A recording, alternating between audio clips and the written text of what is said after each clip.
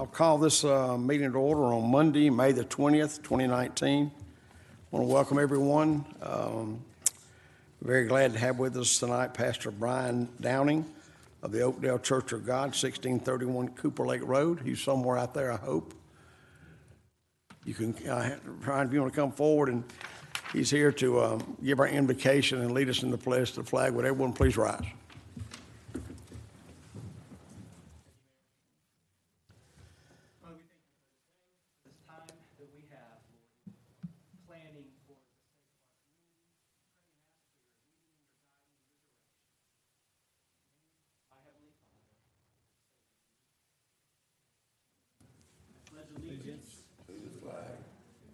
States of America and to the republic for which it stands, one nation, under God, indivisible, with liberty and justice for all.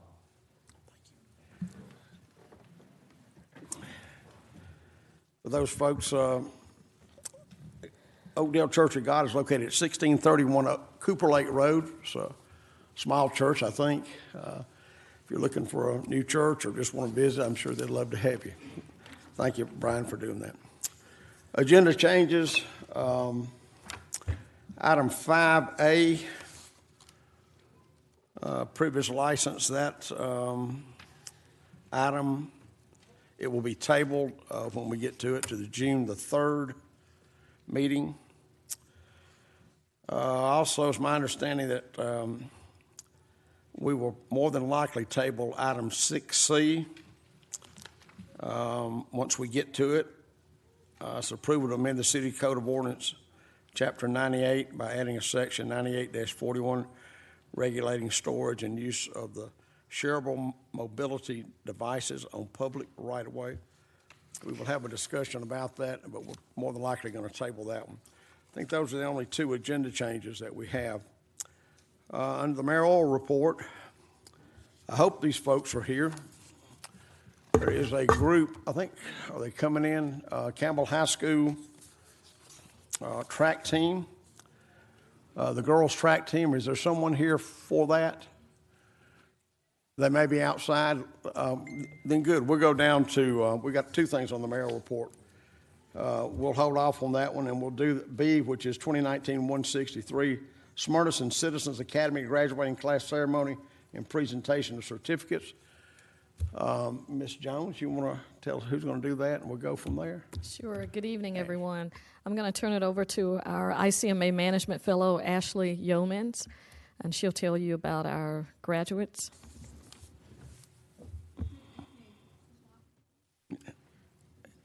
Hello. Hello. Okay. Good evening, everyone. You can pull that up. This? Yeah. There you go. Okay. Well, I'm here to present tonight our second graduating cohort of the Smyrna Citizens Academy. Our first year was last year, and they were a really engaging group, and I think this group might be even more engaging and involved. They're a great group of 21 Smyrna residents all across different wards, and they've learned a tremendous amount about how the city operates. They were involved in sessions such as Public Works, City Administration, Parks and Recreation, and Police and Fire. So I hope that they all had a great time and learned a lot. I know they got to meet a lot of staff members, and they got to meet each other, so that was really fun. So we have 21 graduates tonight, and I know our city administrator, Tammy Sadler-Jones, will be handing them their certificates. So we will call them up, and then we will have them all stand up as a group one after they get their certificates. Our first graduate is William Bard. They're kind of all spread out today.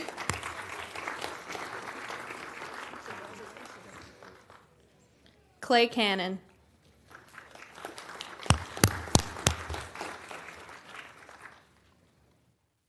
David Dean.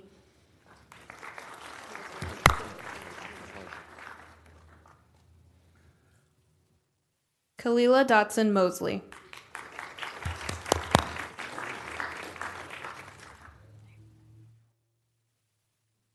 Brian Glover.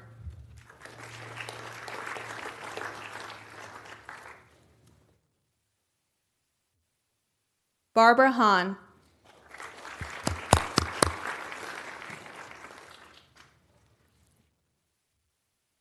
Yuta Hansen.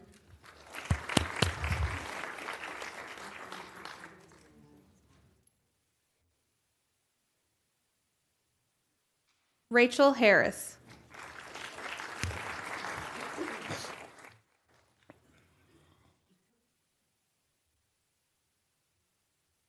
Christy Hyatt.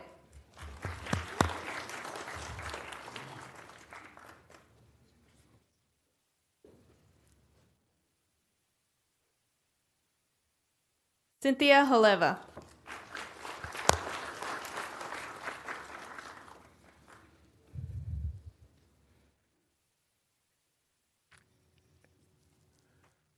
Michael Howerhan.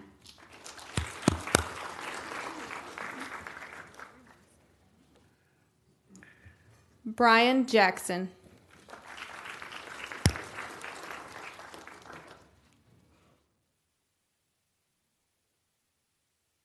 Brittany John.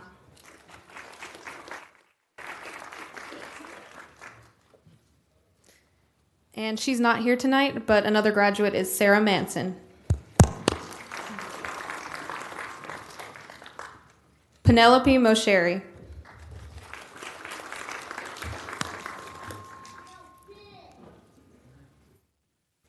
Christy Orisma.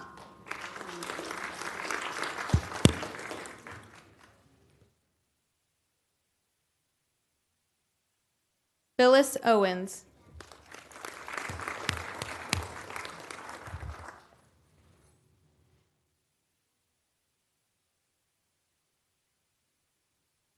Melissa Powell.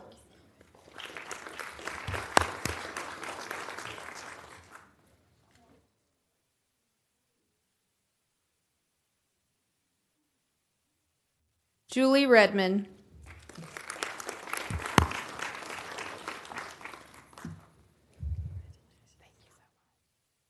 Deborah Ross.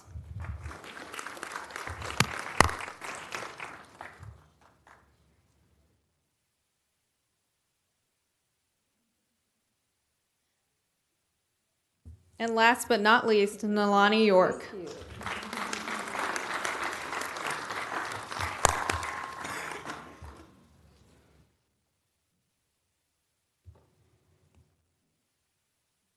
I want to thank everyone who participated this year. You all have been great, and I hope it was a great experience for everyone.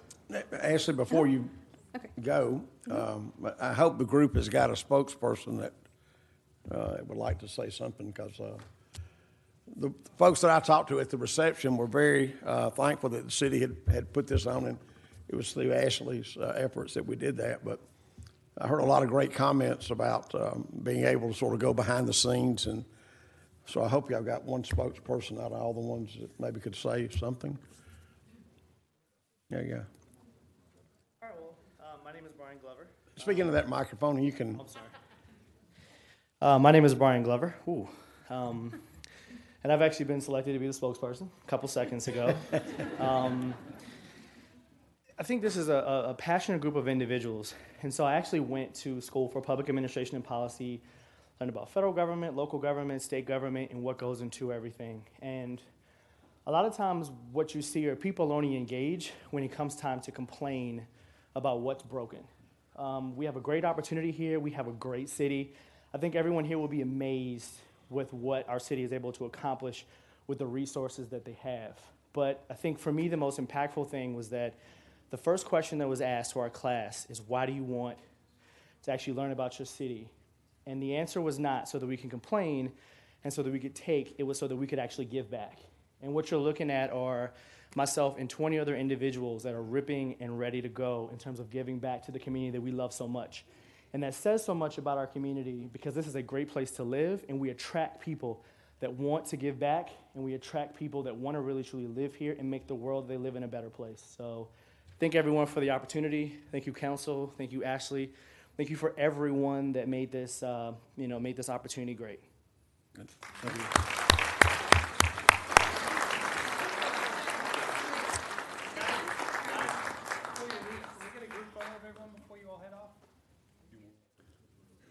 You got 30 seconds, Scott. All right, let's do it. Y'all heard what you said about not complaining. All right, everyone, this way, please. 1, 2, 3. Blinks. 1,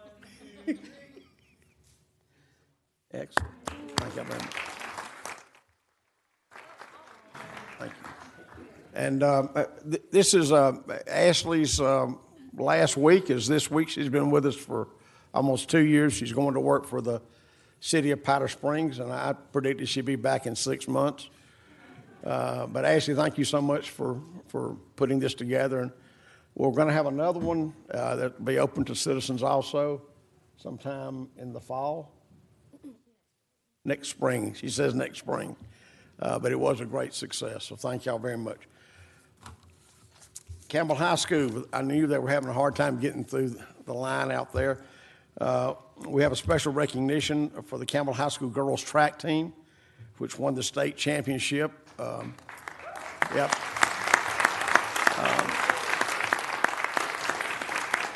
We were talking before the meeting as to when the last time Campbell won a state championship. And I don't know, but I read up on how they won it. When I was in high school I graduated in '66.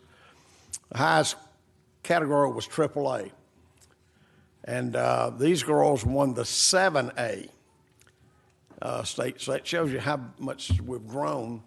But I'm going to let Tim Gould do this. He is the chairman of the education committee, and Tim is an unbelievable supporter of the schools. So, Tim, you want to take it and go? Have you got the list of who's here? Thank you, Mr. Mayor. Hey, there's no guy. Well, there's a guy there, but it's a girls' track team. What a treat to have such a great group of talented young women and coaches and Dr. Walker, and really it's an honor for the city to have Campbell High School as part of our community, and really for you young athletes and great women to represent us. It's a privilege for us and have a chance to recognize you here tonight. So if I could ask Coach Smitty to come on up and maybe tell us a little bit about the team, or whoever might be the right person to do that. Dr. Walker's always dressed. Dr. Walker also, please. Hi. Hey, I'm Raina Perry. I'm a senior at Campbell High School. I've been running on the varsity track team for 4 years. First, I want to just thank all the parents that help the team, and then the coaches, because they just done so much for us as a team. Our team isn't like this biggest out there, but with all the people that we had, we brought home the championship, and I don't know, they're all really important to me. They're great people and great athletes, so yeah.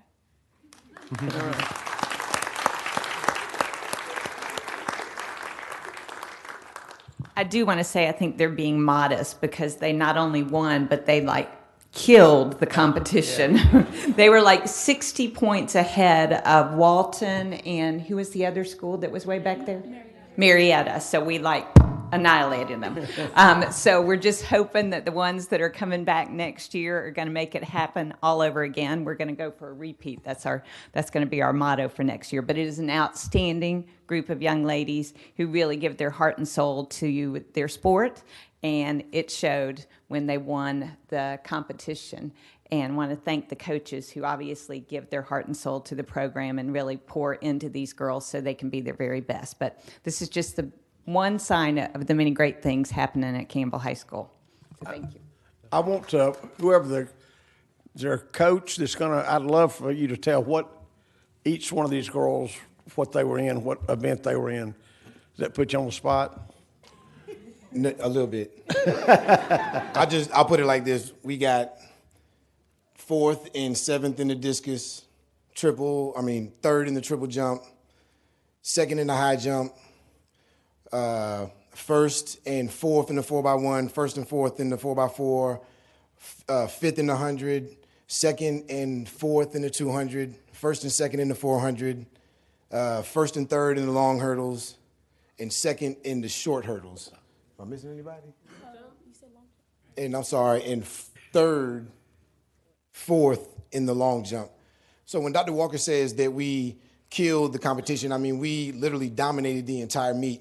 These young ladies put in so much work, and a lot of it, though, comes from their parents, from the culture that has been built at Campbell High School.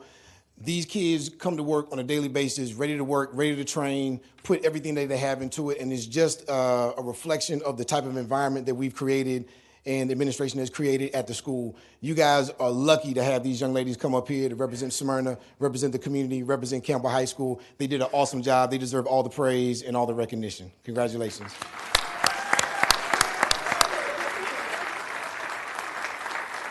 Now, somebody's got a list of the girls, unless Tim's got the only list. Coach, you want to just introduce each girl?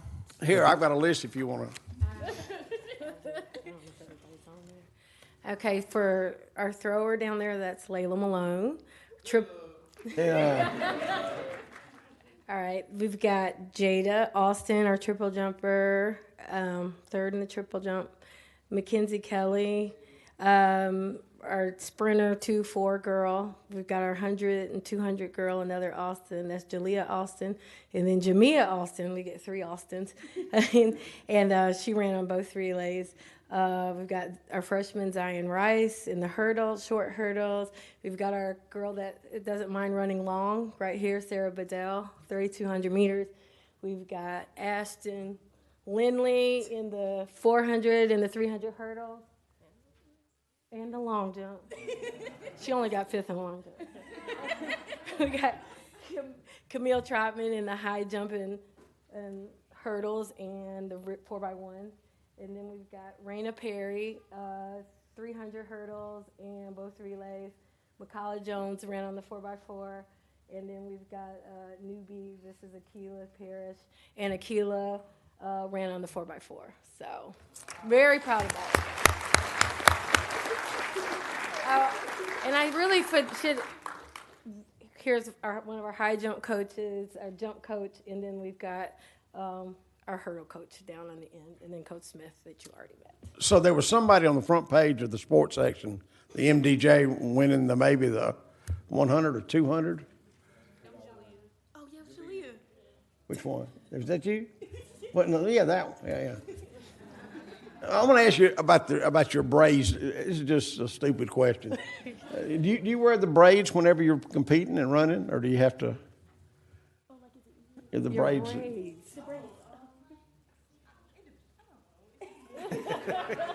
No, this group likes to change. They like to change their hair every week. Do they? Different. Yeah. I went to a girls' game when they beat Cedar. They beat somebody at Campbell at the first round of the state. I think it was the girls, yeah.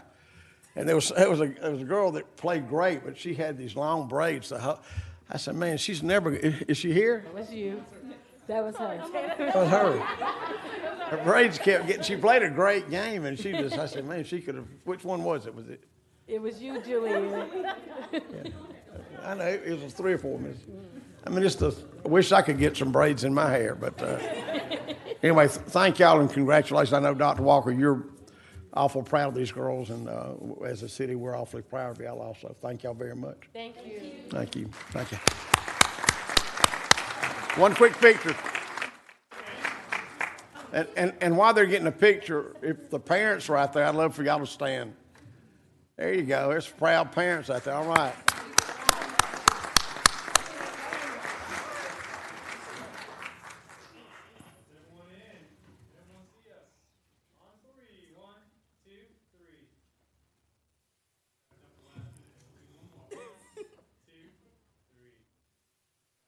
Thank y'all very much. Congratulations again. Thank y'all. Great job. I won't ask that braid question again.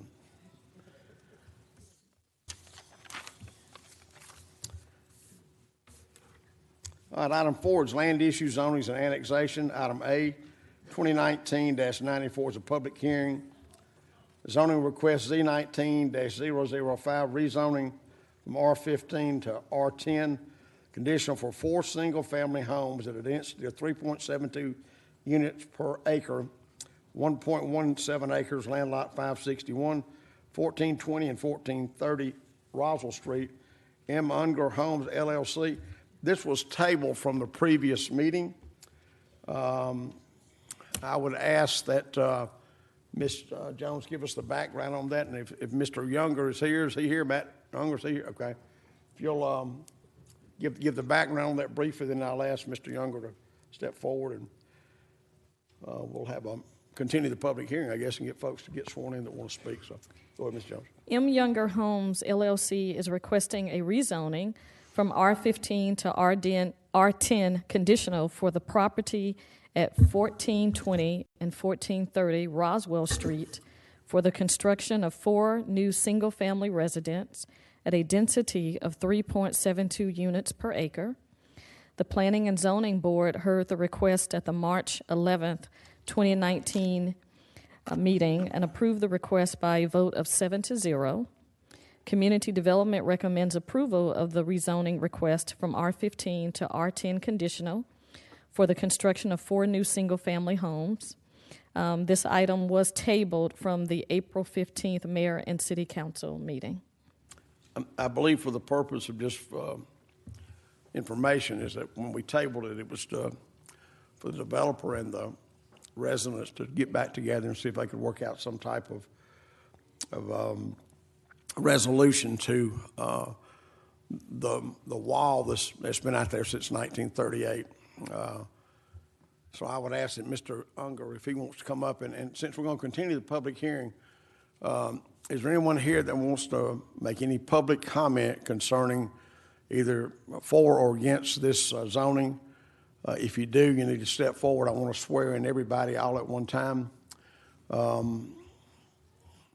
Even if you just think that you want to make a comment and you don't, I want to get everybody sworn in all at one time.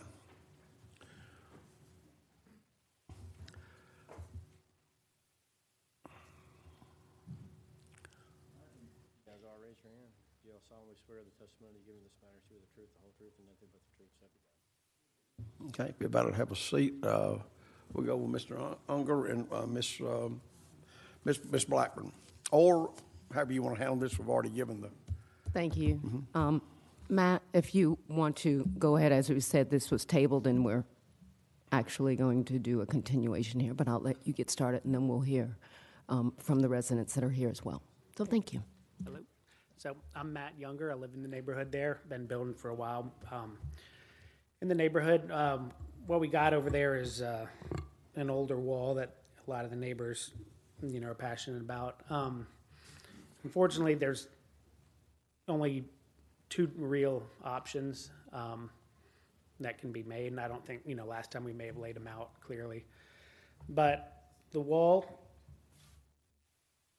what I want to do is responsible development for the neighborhood, and my number 1 priority is the proper sidewalk in the proper green space so that people walking around the neighborhood have, enough space to do what they need to do, whether with a dog or a stroller or something like that. Williams Park has some narrow roads already, and this sidewalk is right on top of the street, and it's about 32 inches wide, and then you have an old stone wall there. There's 2 ways to do it, I guess.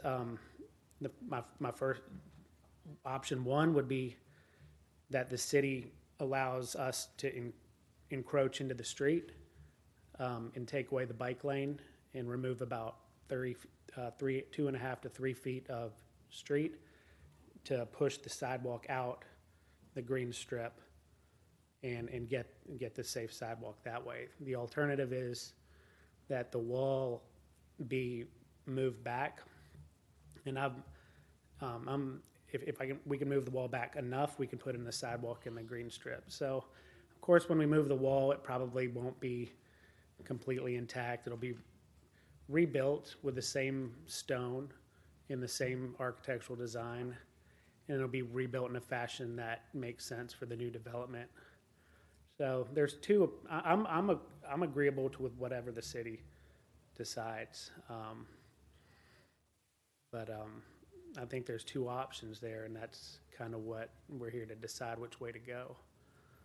I think, but I guess that's about it for now, unless.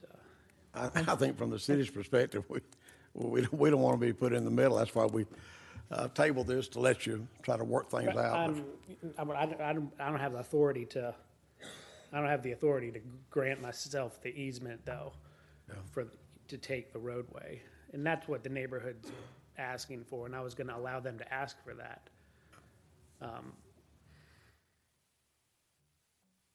But You know, so you- another developer would have come in and taken the wall out already and made this a lot easier. I thought, and this is kind of a no good deed goes unpunished thing, I thought I was gonna I recognized that it was gonna be difficult to take the right of way out of the street to move the sidewalk. So I recognized very early on the wall is probably gonna have to be moved. And my original offer was to repurpose the wall and use it and keep it a presence there and still have the sidewalk in the right green space. And, you know, the planning department came up, you know, Rusty came up with some great ideas about a bronze plaque that tells the story. They were instrumental in trying to figure out a way to repurpose the wall and memorialize it in a way and still maintain a presence. Now, that was we cannot come to an agreement because we tried numerous times, but you know, I guess I'm not really sure who I'm supposed to be in agreement with. I'm willing to do either one, but I can't. I can't. You know, I believe. I mean, I can't develop something without the right sidewalk and the right safety there. So I kind of. So your current plan, or your plan that you're presenting tonight, is this the plan that we saw 2 weeks ago? Is that correct? I guess so, but you know, if I know the neighbors are going to offer up another alternative, which involves the city dedicating the street.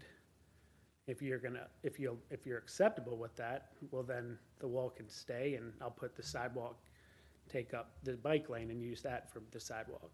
So if the city were to do that, Matt, but would you still have to do something to the wall because of the homes that you're developing? But still have to modify it in some way to get the sidewalks in the alley in. So there would be some sections that would be cut out so that the houses there can have a sidewalk to the street sidewalk. So it's going to have to be modified kind of no matter what. The question is it wise to take an already narrow street in an intersection like that and even reduce the size of the street? So, I mean,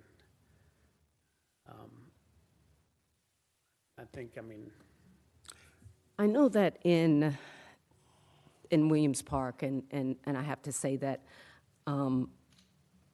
they're very passionate about their community, as many people are passionate about the Smyrna community, and that's wonderful. But when we're looking at doing what you're trying to do and making sure that we can keep the wall, and I should kind of have the drawing there, but as I shared before, even if you didn't have to move the wall at where we're talking about for safety purposes, or should we say traffic calming purposes, is what we're looking to try to do here. Going down, is there any way that you wouldn't have to touch the wall at all? I don't think for so. driveway sake or for? No, because the houses the folks that are going to live there, you know, if they can't get from the street to the house to the sidewalk, they're going to take it upon themselves to modify the wall because it'll be on their property, and then who knows what's going to happen? They could tear it down. They could not do as good of it. You know, I mean, I have the opportunity now to do it the right way, in a way that works with the neighbor. I mean, with the development, makes sense. But yeah, I just there's not enough space from the wall to the street to have a safe sidewalk, and so something's got to give. Either the wall moves or the city grants, you know, the bike lane. And so I mean, I guess there's more people that need to. So the current sidewalk goes all the way up to the wall. Is that correct? Yes. So if you redid that sidewalk, you would have to tear the existing sidewalk out. Yes, but I don't think the wall is built on top of the sidewalk. So I think I can take the sidewalk out without affecting the wall. Okay. And what about the trees that are in the? Well, I mean, there's a way we can take the trees out and root prune it and stuff like that, where we wouldn't have to, you know, wouldn't push a tree over and let it flip the wall up. I mean, we can get the trees out of there. without, yeah, I mean, the last thing I want to do is is destroy the wall to where I have to now go and repair it if it's going to stay. So there's a way to get the sidewalk and the trees out. But, you know, the issue is like we would have to take that curb. If we did take it in the bike lane, we'd have to take it all the way up to, I guess it's Walker Court, which is another house, another 150 feet. I don't know if that, you know, that's, you know, in order for there not to be kind of a jog in the street there. I think we need to clarify, and we've talked to our city attorney, the issue about the wall and the zoning are two separate issues.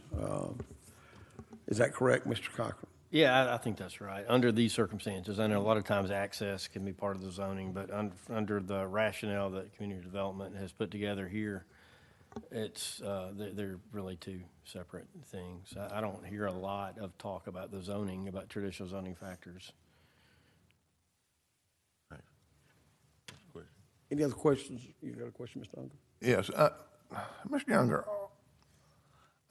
just in my little simple mind, the correct thing to do from a standpoint of right-of-way and sidewalk and the wall is to move the wall back 5-6 feet. Are you willing to do that? Yes. Okay. I mean, yeah, that was the original, my kind of original. I felt like, yeah. Any other questions, Mr. Unger? There was some conversation about access for sidewalks from the residences out to the street. Right. What's the plan for that? Would you have additional breaks through the wall for those Would be sidewalks? an additional kind of a 5-foot section that would be removed to walk through. The same driveway would be the access for pedestrians to go from the homes to the sidewalk. So you'd have your alleyway, and then there'd be 2 houses on either side, and those houses, the two on the left, there's no wall in front of it, so they wouldn't need to go through the wall. It's the 2 that are closer to the music school would have to walk through the wall. So in that respect, that there'll be a couple sections that'll have to be removed for people to walk through. What is the length of this wall in question? About 150 feet, I think. So at least 2 breaks of 30, 40 feet? One of about 30 for the car, for the alley, and then 2 at like 5 feet for pedestrian sidewalks to the residents. So if the wall stays, private owners buy the homes, the wall becomes their possession, right? Anything prohibits them from doing anything to the wall? I don't know. I don't know that much about real estate law, but I wouldn't think so.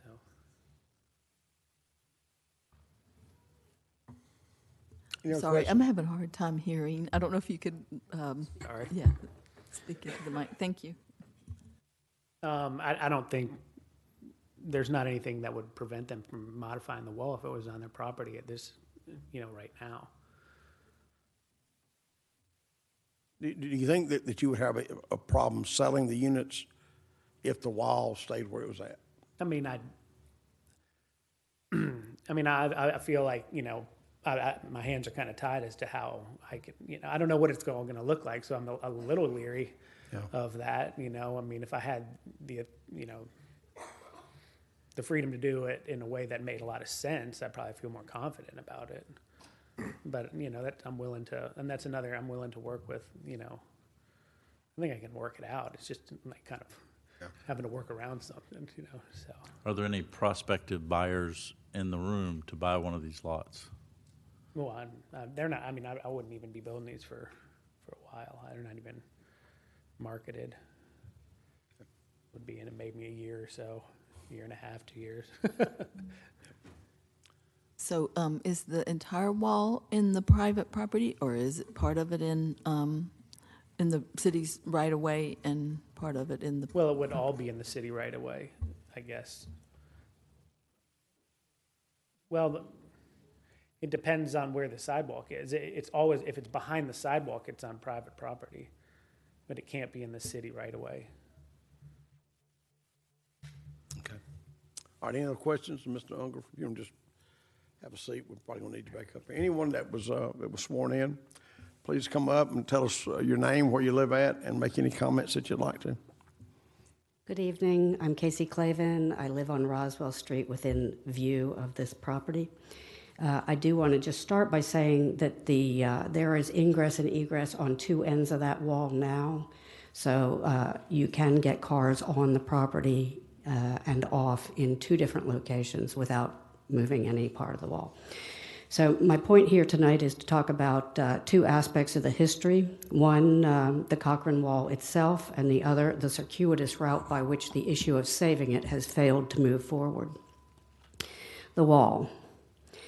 Crafton Cochrane, who died last year at 87 years of age, came to live at 1430 Roswell Street as a toddler and stayed for his whole life. Interviewed in 2015, Crafton recalled helping his father build the stone fence in front of their recently built home when he was just 7 years old. I'd mix up cement in a wheelbarrow, he said, 3 shovels of sand, 1 of cement, some water, and a hoe to mix it up. The stones came from Rottenwood Creek and from a 40-acre piece of land that the family owned near Mableton. As Crafton recalls, this was 1938, and it took a while to build it. Early on, a hired man smeared cement on the face of the first laid stones, and the senior Mr. Cochrane decided that to get it built right, he was going to have to do it himself. Paul Cochrane was a wholesale grocer earning a decent living even during those Depression years. But, as Crafton said, he came from the country, so he could do everything. When they first finished the wall, the Cochranes dedicated the wall by installing a pair of cat sculptures designed by Paul Cochrane and cut from thick iron plate by a Marietta artisan. Dad loved cats, Crafton explained. He always kept one on his lap sitting in the living room, nursing that cat and petting it. Paul's vigilant cat sculptures, having stood guard atop the pedestals flanking the front walk for 80 years, were removed last year to be kept by the Cochrane family. If we can save this wall, I offer to have the cats replicated based on photography we currently have and installed at my own personal expense should the new homeowners wish to replace these historic elements. Mr. Younger's original site plan for for this property was developed after the city staff told him that the wall had to be removed because of the additional right-of-way they need. When area residents spoke up at the March P&Z meeting, that commission asked city staff, Mr. Younger, and neighborhood representatives to find an alternative that would save the wall. At that time, Mr. Younger expressed an openness to alternatives and said his architect father had several ideas which would leave the wall in place. A meeting seemed to produce an agreement between area residents, the developer, and city engineer Kevin Moore, but that mysteriously dissolved before the April council meeting, where stunned residents and neighbors spoke up again. Council tabled the issue to provide more time. Mr. Younger said he could bring a revised site plan once a compromise was reached, but staff dug in its heels, insisting that the wall has to be demolished, so Mr. Younger has no revised site plan to offer because he has no basis on which to revise a site plan. While we understand the city has standards for developing projects, we frequently see variances granted to relax specifications for a variety of reasons, both large and small. The city commonly, where redevelopment occurs, the city requests additional right-of-way. In this particular case, if the developer gives it, this historic wall, which now stands on private property, would then stand just inside the right-of-way where city staff says it cannot stand. If ever there was a reason to set aside a chart-specified measurement to realize a greater good, this is it. Why demolish an historic structure for a discrepancy measurable in inches? When it's gone forever. So what's gained if we save the wall? Since a significant aspect of bringing eager new homeowners to our neighborhood, which used to get called the wrong side of the tracks, is because it is Smyrna's oldest residential neighborhood. And the wall enhances the value of the new houses the developer will build because buyers can own historic fabric and still live in state-of-the-art comfort, what many would call a win-win. The wall is the ultimate front yard fence to keep kids out of the street, and it offers the coolest ever lemonade stand infrastructure. Finally, saving this wall means we keep for the future an important element from our past, a beautiful stone fence designed and built by an artisan citizen over 80 years ago, a landmark in the neighborhood, and a treasure for all who walk and drive along Roswell Street. Mayor, Council, we are your constituents. You are our representatives. Please let us act to save this historic wall. Thank you.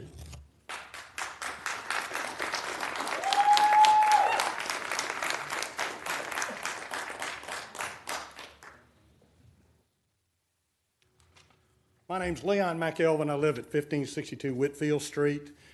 Handing out a few photos here that I think will clarify a little bit of what we're asking for, and that it's not that unusual.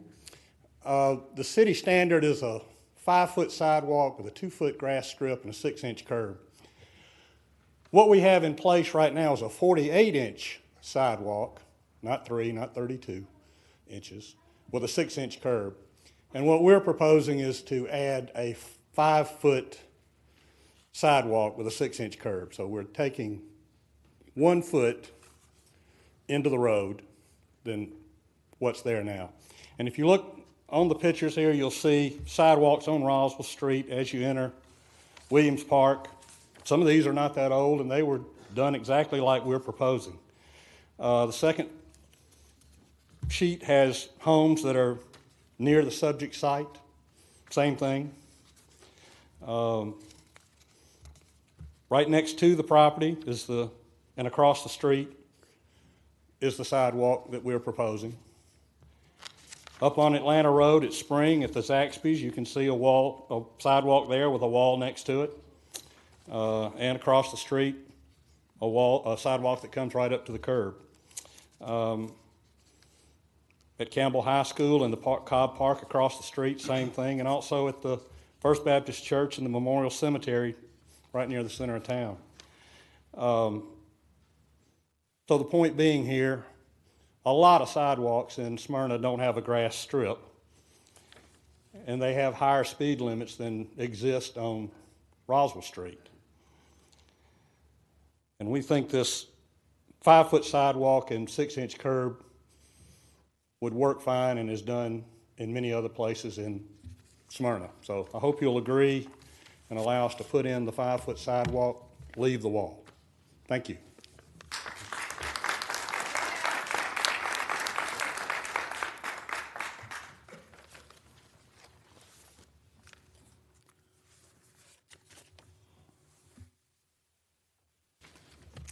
Mayor and Council, I'm Sonia Henderson Engel, and I reside at 2642 Highland Avenue in Williams Park.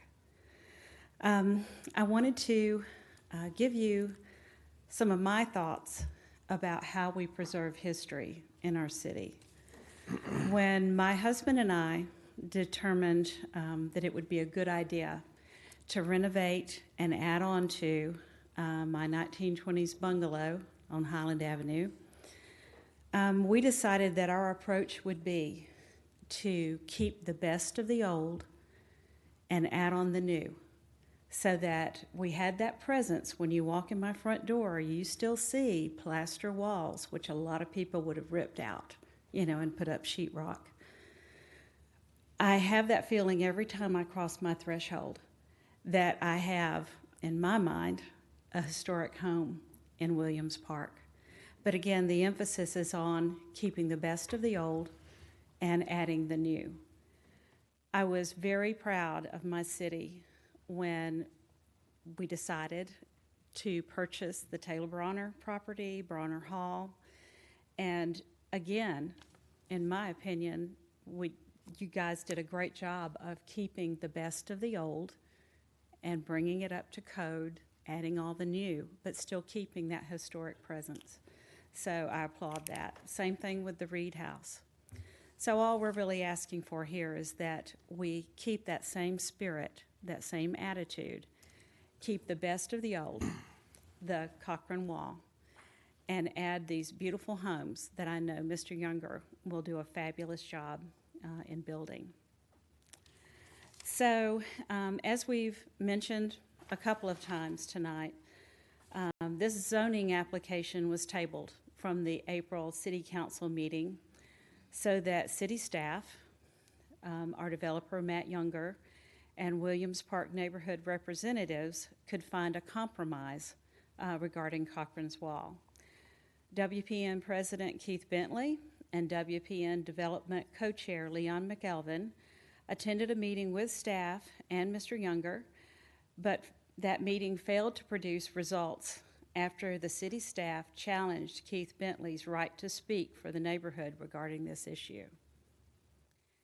As evidence that the neighborhood does wish to save Cochran's Wall, as Mr. Bentley correctly represented, we submit this petition signed by 174 Williams Park residents.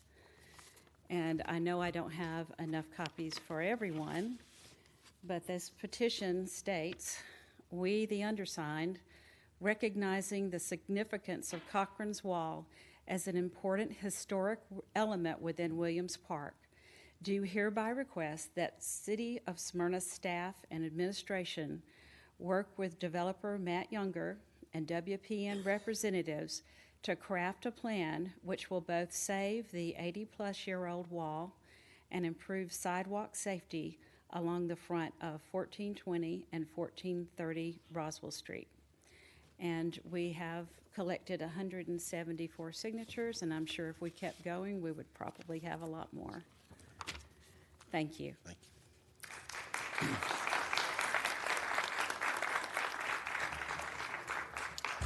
Hi, I'm Keith Bentley, 2651 Gilbert Street in Smyrna. I wrote what I wanted to say so I don't get off track. In Williams Park, we have a lot of social events, and we happened to have one last Friday out at the Whitfield Park development in their common area. It was a beautiful night. Lots of people outside of all ages, lots of our neighbors. We had some millennials and the boomers, and it was quite a mix of people just hanging out and enjoying each other's company. And during that event, I was asked by several people, what is going on with the wall? Will the city make him tear it down? It seems that that is the path we're on. Got me to thinking, who is the city? It's the workers, the staff, the administration, and the mayor and the city council. Right now, the city has put 2 requirements on Mr. Younger that requires the wall to be removed. The requirement for an extra 5 feet of right-of-way and a 5-foot sidewalk, 2-foot grass strip, and 6-inch curb leaves him no choice but to remove the wall. But the city has a choice. The mayor and council are the ultimate voice and authority for the city in this matter. A requirement for a 5-foot sidewalk and 6-inch curb, eliminating the 2-foot grass strip, would provide a perfectly safe sidewalk consistent with other existing sidewalks on Roswell Street. This type sidewalk exists all over Smyrna. Require the sidewalk without the grass strip and forego the extra 5 feet of right-of-way, and the wall would be saved. This council routinely approves variances from standard city requirements. Several are on tonight's agenda. The city has put the builder in a box. The city has not only taken 5 feet of his property, the city is requiring him to move his wall off the city right-of-way. The sidewalk requirement likewise requires removal of the wall. Mr. Younger has been willing to work with the neighborhood to save the wall, but may be understandably reluctant to submit a plan that the city, at least at staff level, has told him is unacceptable. Once the wall is gone, there's no going back. It is gone forever. The city will have missed the opportunity to, in a few years, have a 100-year-old stone wall in its oldest residential neighborhood. You can choose to preserve a unique and historical element of not only the Williams Park neighborhood, but a landmark for the city of Smyrna. The city should be encouraging preservation of landmarks like this, not requiring them to be removed. I appeal to you all to make a decision to save the wall. I would respectfully ask that someone on the council make a motion approving the zoning change and modifying the right-of-way and the standard sidewalk stipulations to accommodate the wall. A vote to approve the project as proposed is a vote to condemn the wall. The city would be ultimately deciding that the wall is not important, all for the sake of a 2-foot grass strip. What a shame that would be. Thank you.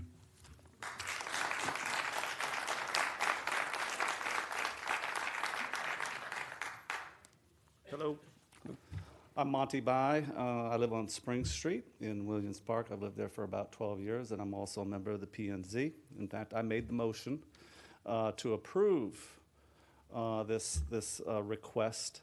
But I made the motion, I want to be clear, because it wasn't stated in the beginning, that it was approved 7-0 without the stipulations for the sidewalk, or for the buffer, or for the right-of-way. And it was strongly recommended by P&Z that the parties get together and come to a mutually agreeable solution. We thought that that had occurred. In fact, the very next day, the parties got together. And I was shocked when I learned that it got tabled at the city council meeting. So I'm just here to set the record straight to understand that, you know, what really happened at that P&Z meeting. I'd also like to say that if the council can approve a zoning change from 15 to 10, and the council can approve the setback changes that are required from the new zoning designation, certainly the council can also approve a 5-foot sidewalk that's going to improve the safety of the current intersection. Also, there's going to be additional intersection changes that will improve that intersection, make it even safer. So the solution that we're proposing in Williams Park is going to improve safety, not make it less safe, which is what the staff memo states. That is just not true. What we're proposing is an improvement to the safety. And if we can make those changes to ensure that these houses get built, surely we can make a zoning variance change that will save this wall. Thank you. Hold on just one second. Can I ask you, was there any reason why you didn't make these stipulations at the Planning and Zoning Board meeting? They hadn't been agreed to by all the parties. There were a number of solutions that were discussed, but nothing much like at the City Council had been agreed to. So what we did at the direction of Community Development, it was their suggestion, because I asked Community Development during the meeting, well, how can we move forward? Can we approve it without these stipulations for the sidewalk, the buffer, and the right-of-way? And Community Development suggested the language that I proposed in my motion.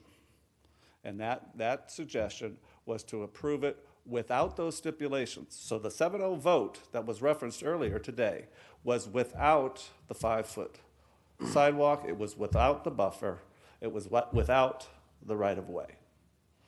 And so the solution hadn't been agreed to. And the very next day, they got together at our suggestion, and we felt at Williams Park that there was an agreeable solution, and that included a 5-foot sidewalk that would preserve the wall.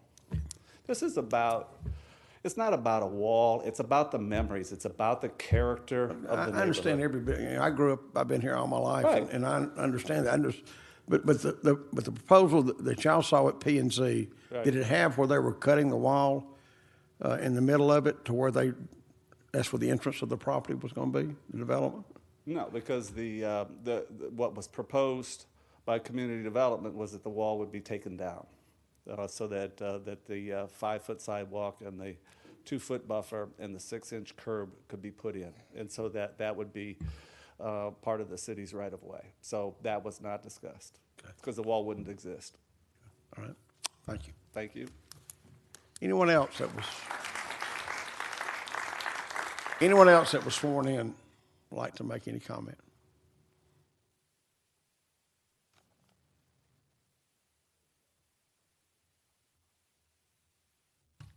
Ron Davis, 1351 Roswell Street. You've heard all of the arguments for this wall, and it comes down to a 2-foot strip of grass.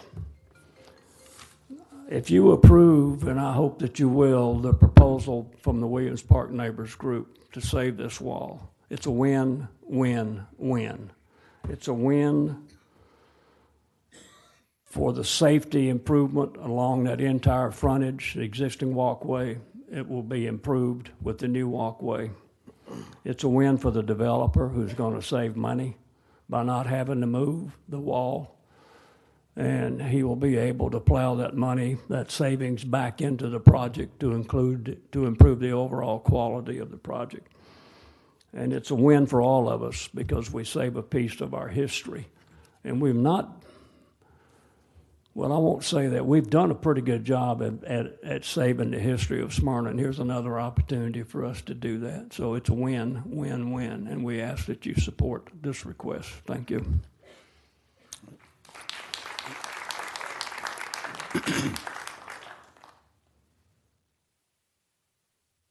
My name is Sandy Hamby. I live at 1312 Roswell Street in a house that's over 100 years old. One of the gentlemen who had helped his dad make the Cochran Wall has known my husband, Sammy Hamby, all his life. We have very fond memories of Crafton.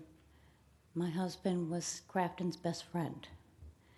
I can't even begin to tell you the memories. And that wall, there's nothing unsafe about that wall. I have never heard anyone ever getting hurt or feeling unsafe. And Williams Park Neighbors just wants to preserve a piece of personal history, which means a lot to every individual who lives there. And I agree with everyone who spoke before me. Thank you.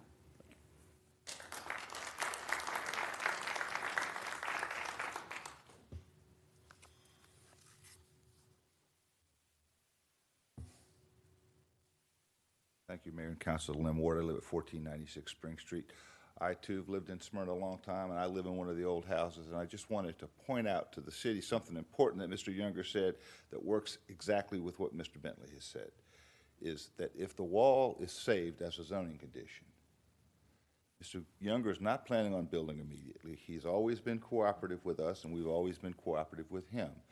If there is a zoning condition that says save the wall, then we've got plenty of time to work out these details. But I think what you heard here tonight is that a rote recitation of what the city code says about sidewalks is not appropriate in this situation. And all we're asking for you to do is to bail us out this time to make sure that this wall is saved. This wall is worth the special trouble that we should all go to make sure that it's saved. We have spoken in favor, I personally have spoken in favor of Mr. Younger's projects when it's appropriate. I think he's a fine developer, and I think he's done a good job. But I think, as Keith pointed out, the city staff has put him in a box that it's tough for him to get out of. But if the will of the mayor and council is a zoning condition that the wall be saved, that's not the end of the world for everybody. But if we don't have one of those, it's the end of the world for the wall. So if you give us a zoning condition that says save the wall, then we've got something to work with in the future.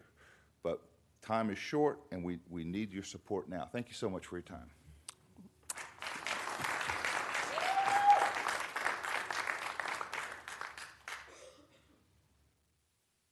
Ma'am, I think you got the highest level of applause, though. This is related to the subject, and then again, it's not. Are there any more historic places or buildings or in Williams Park that we don't know about? Because until this zoning came up, the wall was really not, I mean, it'd been there as long as I've lived here. And whatever happens, I'd like to have those cats back, whoever got them. That's as much, I'm not talking about reproductions. I'm talking about new, the original ones. To me, that's just as important as the wall itself. So, anyone else that was sworn in that would like to make any comments concerning this? Okay, we'll close the portion of the public hearing. Ms. Blackburn. Wow. This is just amazing. Thank you, Williams Park, for coming up and standing up for what you believe in. Your passion is absolutely beautiful. I, too, am passionate about Smyrna. I am passionate about Williams Park. I've had many opportunities to walk through Williams Park and enjoy the beauty of it. And last week, a couple of times last week, I went and actually sat on the wall and just kind of looked and enjoyed being in that area. But I also noticed that we have a big problem with traffic in that area, with how people drive and how they're speeding. There were a couple of times when I was there by myself, I stood up going towards the curb just to get the cars to slow down. And those that didn't slow down, when they obviously didn't see me, they would just keep going. So I want to keep the wall. I want us to do that.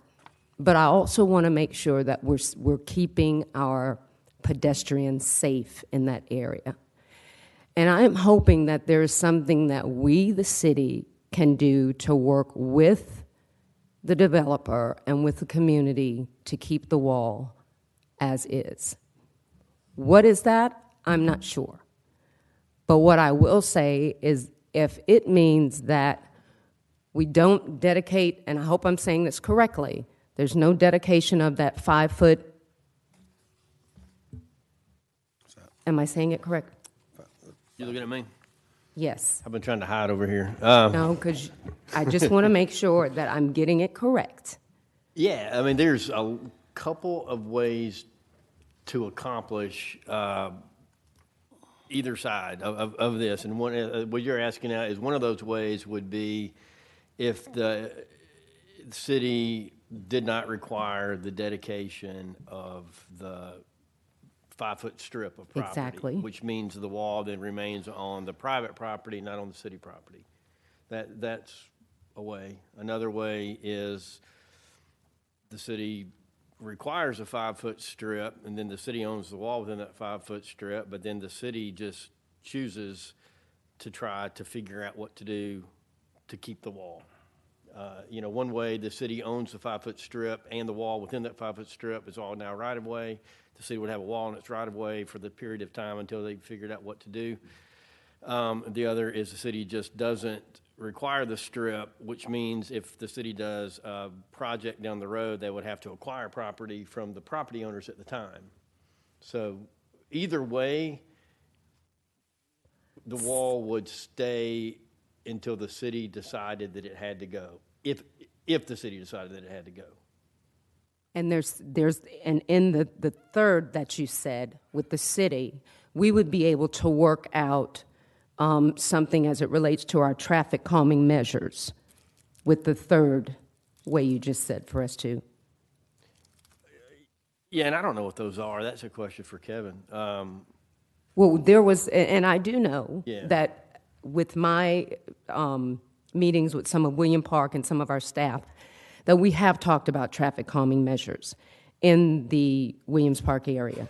So if there's a way for us to work with them, work with the developer, and incorporate some of these traffic calming measures, that helps us keep that wall.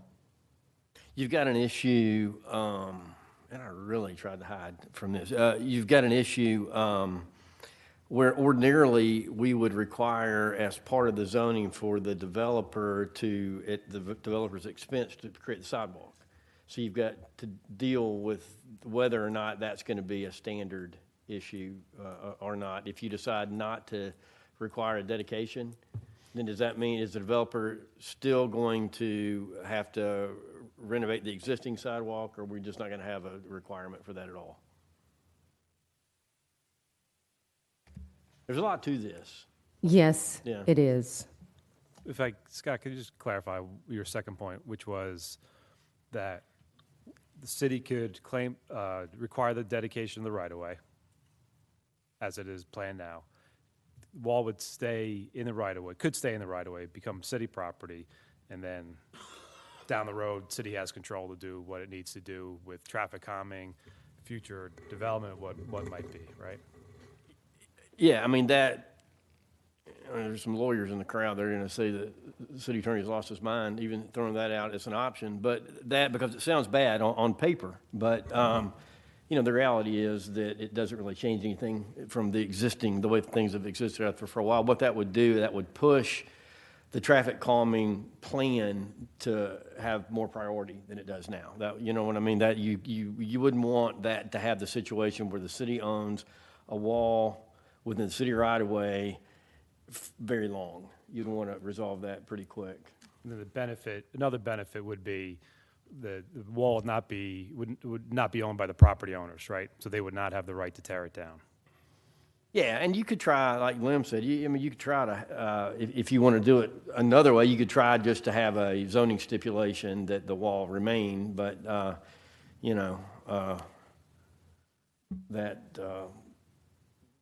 if it was within the right-of-way, then the city controls it. If the city controls it by zoning stipulation that may and may not be enforceable down the road, that's a different question. But if the wall remains, Scott, we can't approve this zoning tonight because the zoning, we're approving a zoning to a plan, right?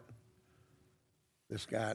I don't think the plan, and this is for Ken or Rusty, I don't know that the plan shows removal. I think it just assumes removal, because I think that it contemplates the dedication of the 5-foot strip and then just assumes, because that 5-foot strip would now include the wall, that the wall would be removed. Is that right? Well, Ken's getting up here, but it does show the drive going right through the middle of the wall. Right.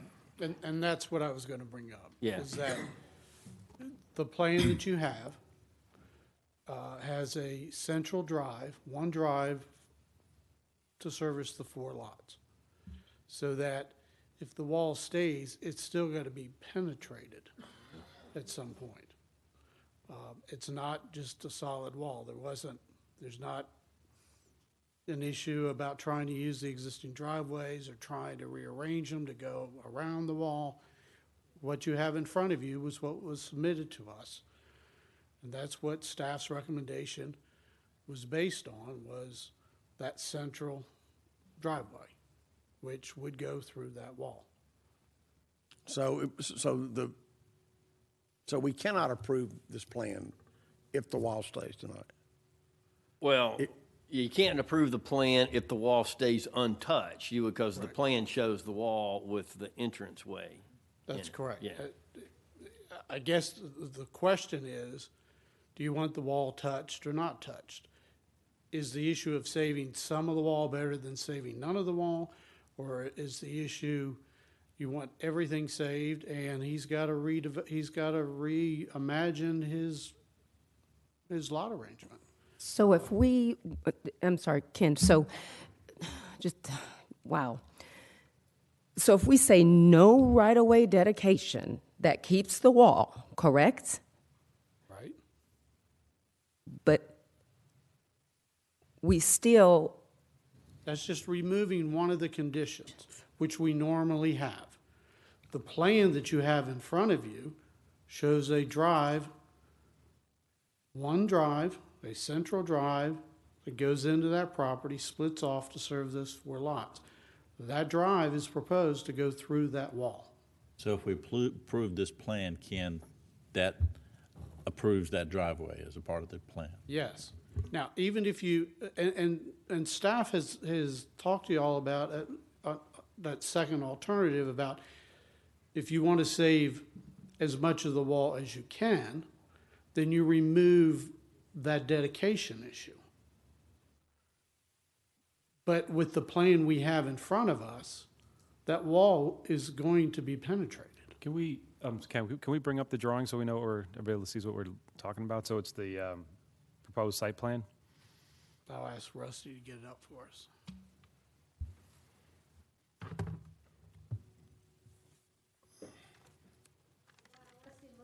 Hold on. We've already closed the public hearing portion of the agenda. I want to make sure that we do this correct. Let us figure this out, and then I'll ask Scott if we can hear folks after we've closed up. Probably have to just so we can go through this. This is the existing survey of the site right now. Where the red lines are, where the red line is where the wall is today. The power poles on the west side of the road are just for reference, so you can make the reference when we jump to the site plan. How much of that is in the right-of-way right now, Rusty? Probably the on the northern end of the wall, probably the top third. Kind of see how it goes.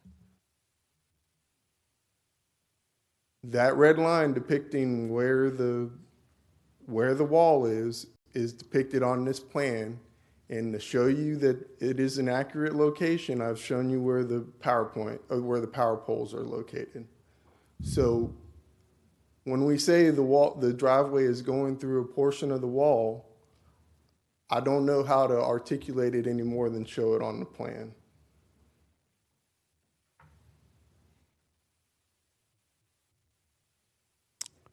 Does that answer the question? Okay. Ms. Blackburn? Mayor, I want to keep the wall. But there's going to be some, I mean, looking at the photo here, there's definitely going to be some penetration of the wall, so we can't save the entire wall. But we would be saving some of the wall. And so I'm going to ask, Mayor, is it possible for us to ask our city attorney if we can open up for more discussion? Can we hear Scotty? Yeah, it's your discretion, sure. You Yeah, can or you let cannot. a couple It's up- people come up, and if you want to make a comment, come up and. I just want to say one thing, and I don't. Keith, just for record, tell I'm us who you sorry, are. Keith Bentley, at 2651 Gilbert Street. We obviously, we've talked to Matt several times, and I sent an email to you all this weekend of the last conversation or last suggestion we made, what did not call for that center driveway. It was the driveway between house 1 and 3, which would not even touch the wall because the wall is not there. So, I mean, he can modify the site plan, and I think he's willing to do it, but he couldn't, there was no point in him doing it under the conditions that the staff was telling me, you got to move the wall. Why would he spend a lot of time redrawing and coming up with something else? And they're going to tell him no. So I think that's where it is. So I don't think we should hang up, well, we're going to knock this wall down in the middle. So who cares? I think there are alternatives, and there are plenty of alternatives. And whether it's that one I submitted or some version of that, I'm sure Matt and his dad can come up with something creative there. So I wouldn't say let's vote this down or approve this because the wall's going to go anyway. Sorry.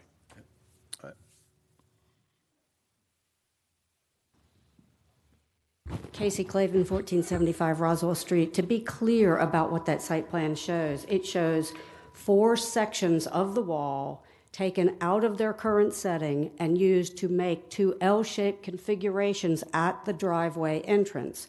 The amount of wall it would take to make those 2 L-shaped driveway entrance pieces is greater than the amount of wall he would remove for the width of the driveway, which means not only would it take the width of the driveway section of the wall out, it would take other sections of the wall from elsewhere in order to accommodate that.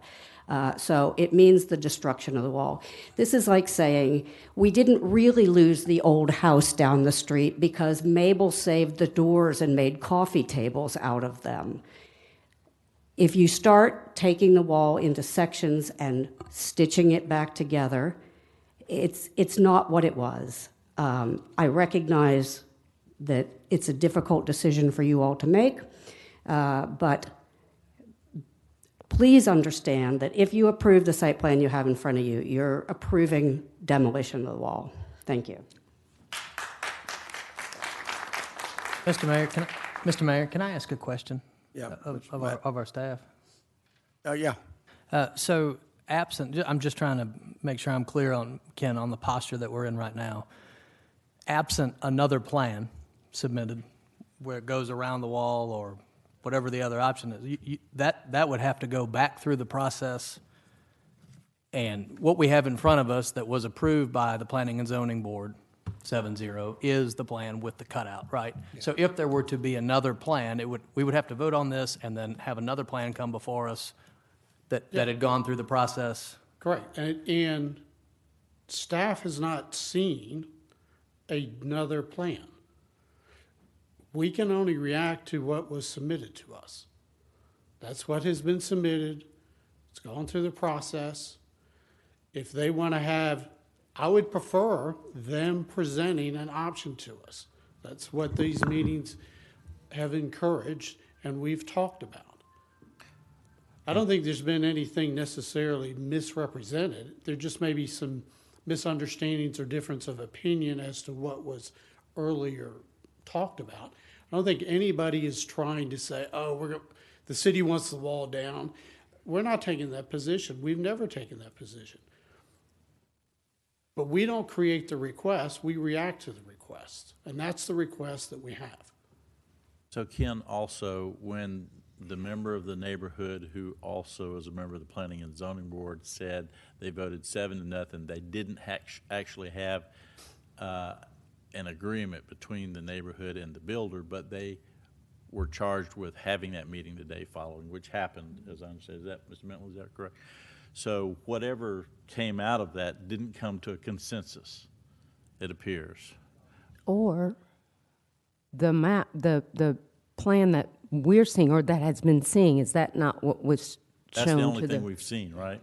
That's what we've seen, but what I'm The Planning Commission saw the same plan you are seeing.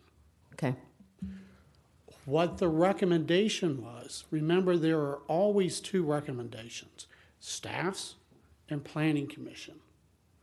There is a slight difference between the two this time. Staff recommended approval of the request with those normal requirements. Planning Commission said take those requirements out. But it was the same plan. But the Planning Commission's omissions or request to pull out was the sidewalk, mainly the setbacks, correct, in the front? Is that the main issue? Well, it was the issue of the dedication, which would result in the sidewalk issues on that. We had a long discussion. I mean, and again, we're not debating what's been said, but I point blank said at the Planning Commission, don't make us the referees. Y'all need to work this out, but I am not going to recommend as the Community Development Director that we hold this issue or deny this issue. I'm willing to let it go forward so that there's additional time between the Planning Commission and Council to work this out. The rest of it, you've been told at the previous meeting and this meeting, both by me and my staff, as well as by Mr. Younger and Williams Park representatives on that. So, I mean, y'all know the history on this. But there was a difference between staff's and Planning Commission's recommendation that had to do with those additional comments. So that I'm clear, I think we're all trying to figure out where we are. We have three options. We can vote yes for the plan as approved, 7-0, which includes the plan we're looking at, the only one submitted. Correct. We could vote no, which would kill this application. They'd have to start fresh. Is there a restart? Yeah, what's the timeline for a restart? For the applicant to come back with a different plan? If you deny the request, right, the city zoning ordinance requires a 12-month period of time. Okay, I just wanted everybody to hear that and understand what that is. The third one is if we table this and give an opportunity people to go back to the table to work some sort of an arrangement out, how would? Certainly.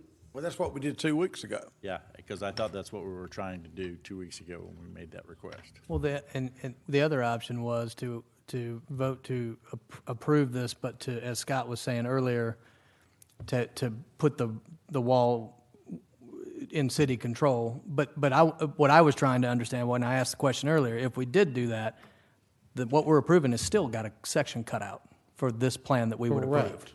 When we have control for later to do with what the rest of it, right? Exactly. Okay. Whether you require that dedication or not, what we have has a cutout in it.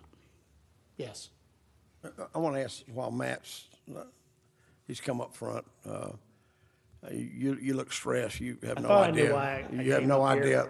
Matt, when you first saw this piece of property, was the wall ever a consideration? Did you think anything at all about the wall when you bought it? I mean, when I take my son to music school, I before I owned the property, I thought that the wall was dangerous, and I didn't like walking down that sidewalk pushing the stroller, and I wanted to tear it out.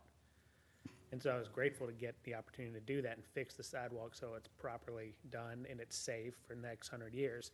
And I felt like I made a nice gesture to repurpose the wall. Now, look, it didn't, the majority of the wall will, I don't know how intact it's gonna be.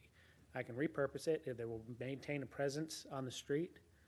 The same stones that came from the creek will be on Roswell Street. We'll have a proper sidewalk, a proper green strip, and, I'm sorry,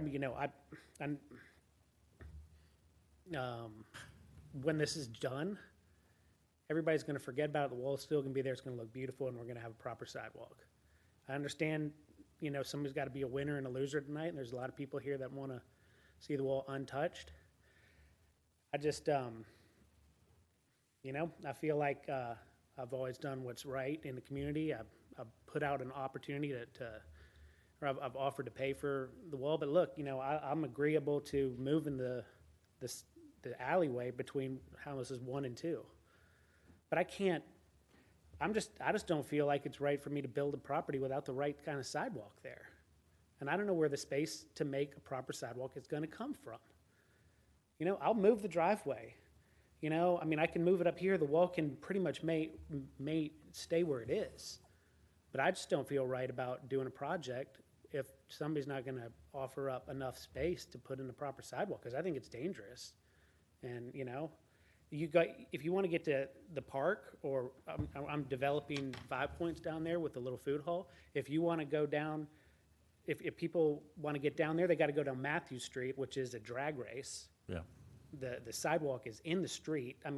I walked down the other day. There's only like 1.5 feet worth of sidewalk there because the rest of it's covered with leaves and nobody maintains it. That's just dangerous. You got those trucks flying down the street. And then you can go around Roswell Street, but then you have to contend with this, narrow sidewalk that's below the street. A wall that is intimidating because if a car does come, there's nowhere to go. So I just don't feel right about developing something that if it doesn't have enough space there to have safe. And there's telephone poles, I believe, in the sidewalk. So you're like, it's even narrower to get through there. So I'd like to see the wall, and I'm willing to help keep it there. But honestly, I felt like that was, now I'm worried about having to table this for 12 months. Yeah. No, that's, and Matt, you've just mentioned that you're willing to work with us. Yeah. Okay, so, and I think the concern here I is, feel like, now I need to go one way or the other. With like, maybe my Matt, you own all 5 properties. yeah. You've owned them for, Yeah. you've owned them for a little while. You could have technically, on your property, demoed the I wall. could have torn them down, and Already. sometimes, and I didn't because I thought that salvaging some of it, putting a memorial out there or a plaque, I feel confident that my guys can do a good job. But that's going to cost me $20,000 to repurpose that wall. Maybe I'm kind of liking their idea. I'll move the driveway over, where the wall doesn't get touched at all. so how do we move the driveway over? But How do you solve the here's even the dilemma. I'm sitting here saying, like, I'll spend $20,000 to fix the wall, but that still does.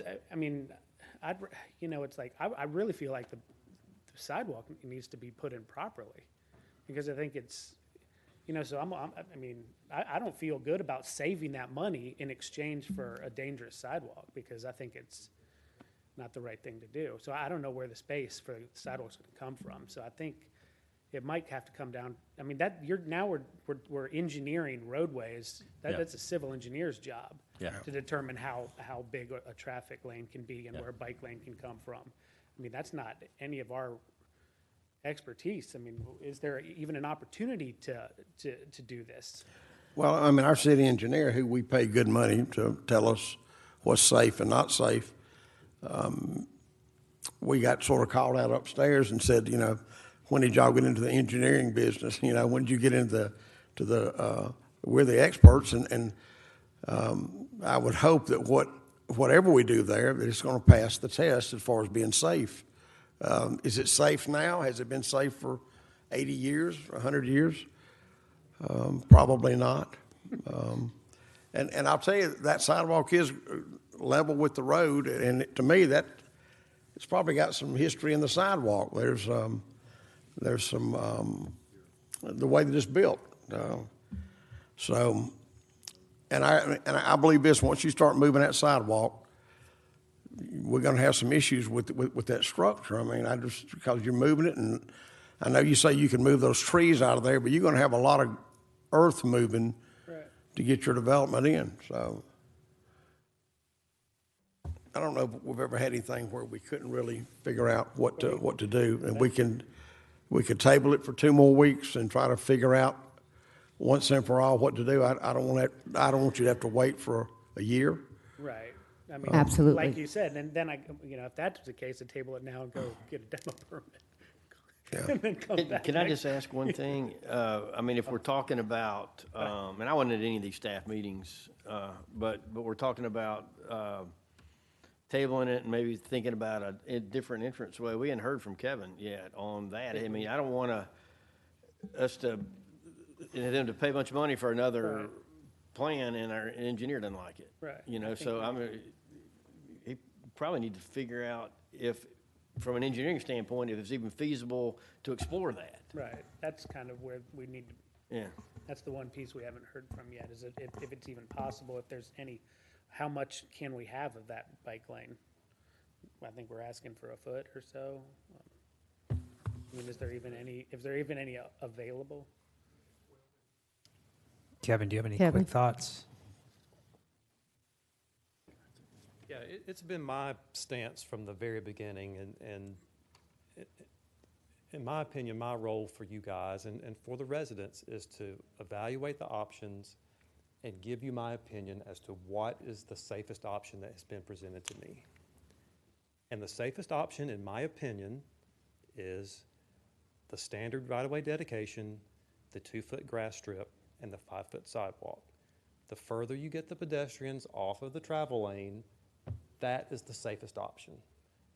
That's the only, Ken said, that is the only plan option that we have seen, and that is the option that I feel obligated to advocate for. If Matt Younger wants to come back to the drawing table and present something to us, that's fine, but at this point, I haven't seen that. So at every meeting, at every step in this process, that has been my opinion. So that's kind of where I am.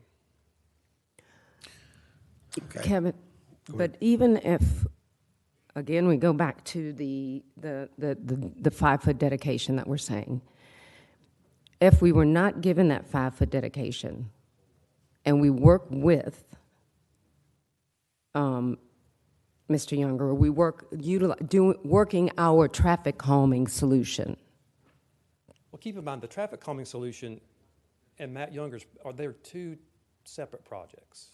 All we were going to do for the traffic calming was reduce the size of that radius. We weren't moving sidewalks, et cetera, because there was a cost implication for that. We would move the sidewalk in that area, but not the entire length of Matt Younger's project. So if the But that's the concern there, is we want the 5-foot sidewalk, the 2-foot green strip. sidewalk and the 2-foot green strip is relevant to Matt Younger's project, not the traffic calming project. Keep in mind, the scope of work for the traffic calming project was only to revise the curb line and add a crosswalk, and that was it. And that was at the intersection? Yes, sir. Only? Yep. And that's just about where we're talking about, where the wall is in the city right-of-way, somewhat in the Area, city yes, right-of-way. ma'am. That's correct. Okay. You know, it seems like we're at a spot where either we tabletop engineer something here tonight, which is not a good idea. I agree. Or we vote no, which is an idea but has negative consequences, or we table it and discuss it more. Well, keep in mind, if we discuss it more, I really think it's important to note that it's incumbent upon the owner to come back to us with a plan, not to come back to me and other members of the staff with a, hey, what do you think about this? It needs to be a concrete plan that they've worked out, that they've thought about. That's what they need to present to us if we agree to table it. So I have a question Yes, ma'am. to Kevin. So one of the thoughts that we heard tonight was doing the entryway, the drive between the, I guess it was the southern two lots. I think it's 3 and 4, And I just want to hear your thoughts about that, because I knew you didn't I would recommend not moving be- it the other yeah, direction. I wouldn't be in favor of moving the driveway closer to that intersection. The further But away. the other way, Yes, ma'am. you would be Mhm. agreeable. That's correct. Okay, thank you. Sure. Thank you, Kevin. I guess we got a couple of options. Ms. Blackman, that we can table this or Mayor, I am going to move that we table this until what are we now? To the June 3rd? It gives us a couple of weeks. June 3rd meeting? Second. June 2nd? I'm sorry. I second. Oh. No. Yeah, I would like to move that we table this for further June 3rd, until June the 3rd meeting. Did you second, somebody second that?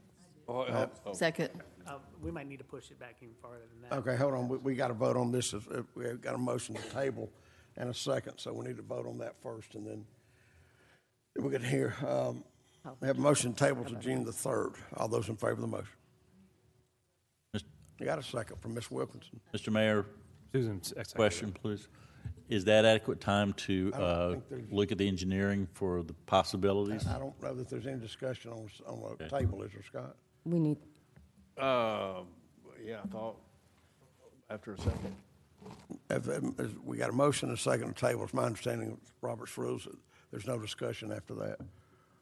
Because it's a motion to table? Yeah. I don't know, to be honest with you. I didn't mean to wake you up this meeting. Yeah, sorry. I mean, that's why I've never researched that in Robert's rules. Okay. Well, I'm gonna go ahead and make them. This is where we start drinking. I'm gonna do what I think is right, and that's the table. We got a motion to table. All those in favor of the motion?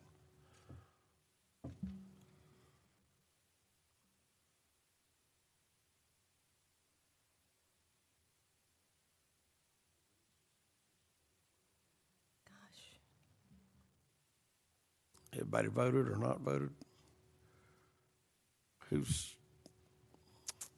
That's 4 yea and 3 nay, so that's approved to table. Ms. Bluestein, Ms. Blackburn, Ms. Wilkinson, Mr. Gould vote to table. And Mr. Norton, Mr. Welch, and Mr. Fennell voted. So this will be tabled to June the 3rd. Now, I know that, Matt, I don't know what you were going to say. I know you'd like to get started on this, as you mentioned. The date wasn't good. Do what? He was going to say the date's not good for him. What about Looking for more time. He's going to say the date's not good for him. That's what we're trying to. Well, we might get it resolved then. No, I'm kidding. I think I'm right on this, is that when there is a motion on the table, on the floor to table, then there's a motion to second, there is no discussion. I think that's right, and that's why. We'll figure it out, Matt. I'm sorry. We'll figure this out one way or another. Okay, going to item 4B, 2019-133, public hearing zoning request Z19-008, rezoning from GC to RHR-PD for the development of 80 senior housing units at a density of 25.72 units per acre, 3.11 acres, land lot 606, east-west connector and Camp Highland Road, One Street Development. Is the applicant here? Okay. Ms. Jones, will you please read the background? One Street Development LLC is requesting a rezoning from general commercial, GC, to residential high-rise plant development, RHR-PD, for the development of an 80-unit age-restricted senior housing community. This project will be age-restricted to elderly persons 62 years and older. Due to the project being funded with equity from the sale of state and federal tax credits, the developer/owner has agreed to abide by a 30-year extended affordability commitment.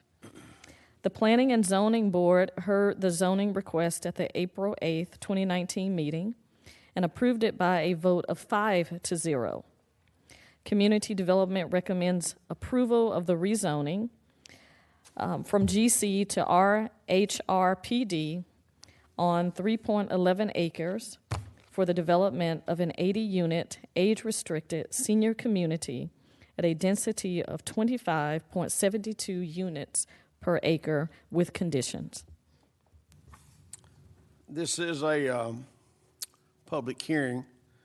Is there anyone here that is in opposition to or that would like to make any public comment concerning this zoning request? This is in Mr. Ron Fennell's district. Mr. Ron Fennell. Thank you, Mr. Mayor.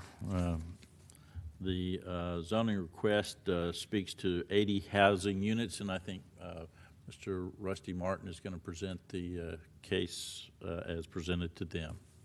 Mr. Martin. All right, good evening. This rezoning request, as Ms. Sadler-Jones stated, went before the P&Z board on the April 8th meeting and was recommended for approval by a vote of 5-0. The subject property is zone GC. It's located on the east-west connector just west of the Camp Highland Road intersection. It is on the north side of the road, sandwiched in between the road and the Silver Comet Trail. The applicant is proposing to rezone the property from GC to RHR Planned Development, Residential High-Rise Planned Development, and they are proposing for 80 units of independent senior housing, and those units will be age restricted to 62 years of age and older. Currently, the city's future land use map has a medium density residential land use classification, which is up to 6 units per acre. The zoning proposal is just over 25 units per acre. So a land use change to high density residential is required for this zoning. I'm going to walk you through the site and show you what the applicant has proposed. And we'll go through section by section. Of the 80 units, 30% of the units will be 1 bedroom and 70% will be 2 bedroom. Of those units, the rental composition is 15% will be market rate units, and then the remaining 85% will be age restricted. So your 1 bedroom units will start off at around $1,200 a month, and your 2 bedroom units for the market rate will be around $1,600. And then for the age restricted units, there's about 21% of the units that are going to be designated for residents that have a median income of 50% of the area median income. And what that equates to as far as the unit rental is for the 1 bedrooms, those would be $701 per the 1 bedroom, and for the 2 bedrooms, it'd be $842. And for the residents that have a median income below 60% of the area median income, the 1 bedrooms would start at $842, and 2 bedrooms would be at $1,011. Just to orient you with the site, you have a 4-story building along east-west connector, which will have 50 units. And then you'll have a 3-story building that'll be perpendicular to east-west connector, and that'll have 30 units. The applicant is requesting the following setbacks: a front setback of 25 feet, side setback of 25, and a rear of 40. With this development, there will be a right-in, right-out lane, as well as a deceleration and a small acceleration lane. With this request, they're proposing a small community garden and amenity area. This is the location of the underground detention facility within the parking area. And then there is a stream that runs through the site. This is the location of the stream buffer. There will be no encroachment into that stream buffer. And then there is an encumbrance on the site. There is a gas easement that runs through the rear of the property. This is the proposed sidewalk connection to the Silver Comet Trail. Obviously, they'd have to go to Cobb County to get approval for that, but we did add that as a stipulation. With this request, there are 3 variances.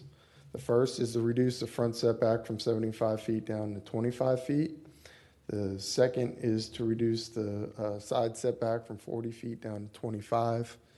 And the final is to allow for the reduction of the building height from 4-story down to 3 stories. With the residential high-rise, it requires a minimum building height of 4 stories. Staff is in support of all those variances due to topography and the stream buffer location and the gas line location, because it pushes everything to the street. This is an elevation of a project that they've done out towards, I think it was either in Johns Creek or Gwinnett County. Some more elevations of a project that's going to be very similar to what they're proposing. And a few more elevation pictures. This is the site today. As you can see, it's got some topography, it's wooded. And then you've got your adjoining properties. The picture on the top left is across East-West Connectors, a new townhome development. Top right is the townhome development that adjoins on the eastern side along Camp Highland. And then on the picture on the bottom is the adjoining townhome development to the west, I think Creekside. Community Development is recommending approval of the rezoning from GC to RHR with a density of 25 units per acre with the following conditions.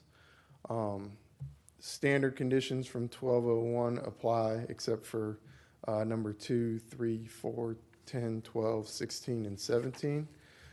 The rest of the conditions deal with the compositions of the building, the screening of the detention facility, the utilities being placed underground, traffic improvements deemed necessary during plan review,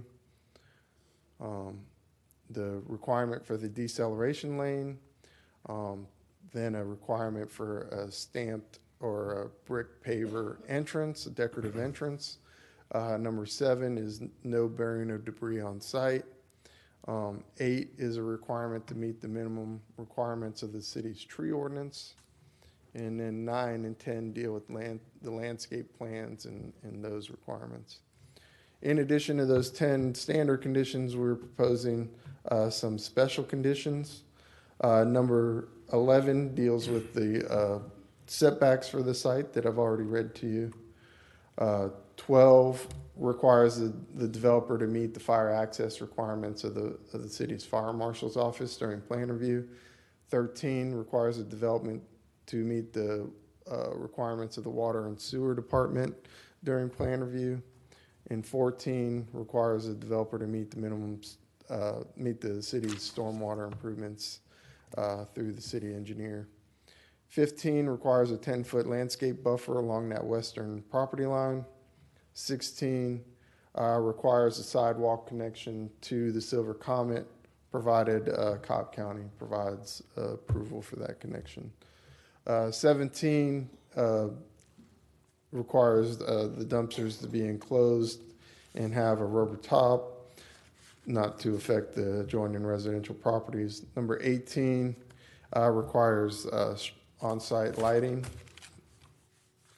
20 ties the 19 ties the zoning of the application to the site plan submitted, and 20 ties the application to the elevations submitted. With that, I'd be happy to answer any questions. Any questions of Mr. Is this a Martin? gated community? No, there is not a gate planned for this community. Any other questions, Mr. Morton? All right, thank you, Rusty. I'd like to hear from the applicant, if you please step forward and Get back to that site plan. Yeah, to that. It's up there. He's just gotta turn it on. He's gonna turn it on. Great, thank you. you know, we got two Kevin Moores here tonight, you know. Not related, so. Yeah, we think Good highly evening. of our Kevin Moore. I'm sure you do. I am sure you do. And good evening, I am Kevin Moore, not your Public Works Director. Yeah, city engineer. City engineer. I'm here on behalf of the applicant, One Street Residential, in this rezoning application.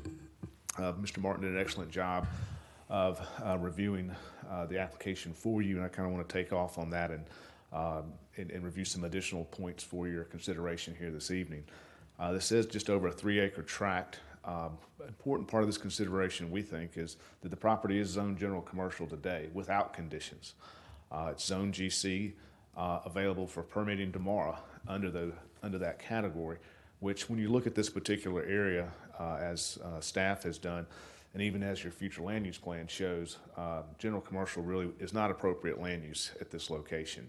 It would detract as a type of general commercial use would detract from the surrounding residential areas and detract from the east-west connector in this particular stretch. But what we believe would be an excellent project is an age-restricted senior apartment residential community, age-restricted to those 62 years of age and older. You don't see that level of restriction in a lot of these projects, but you do in this one, especially with One Street Residential. One Street Residential has 12 existing age-restricted communities in the greater Atlanta area. They are excellent at what they do. They are excellent and have a special expertise, not only in the development of these types of senior communities, but a special expertise in the management and ownership of these communities. And they do a great, outstanding job with that. Their communities, as this one would, provides extensive age-targeted amenities within the communities themselves, the activities that are directed through their management of the communities themselves. Likewise, they provide ample means and modes of transportation as part of how they manage the community. It is about that age-targeted group of seniors that they are reaching for their communities. Their development plan, and you've heard a little bit about that with Mr. Martin's presentation, is the tax credit program administered by primarily the DCA, the Georgia Department of Community Affairs.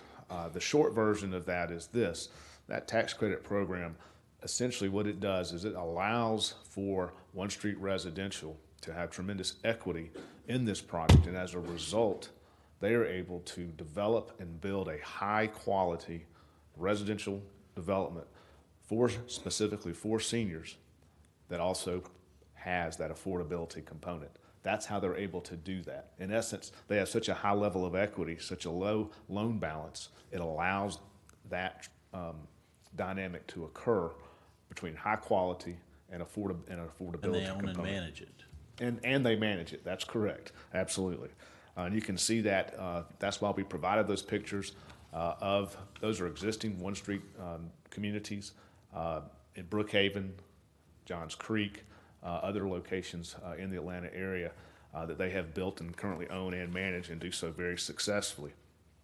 From a zoning perspective, we think there's a great incentive to rezone this property and put this type of development here in this type of community, which adds to the existing community and removes that general commercial designation.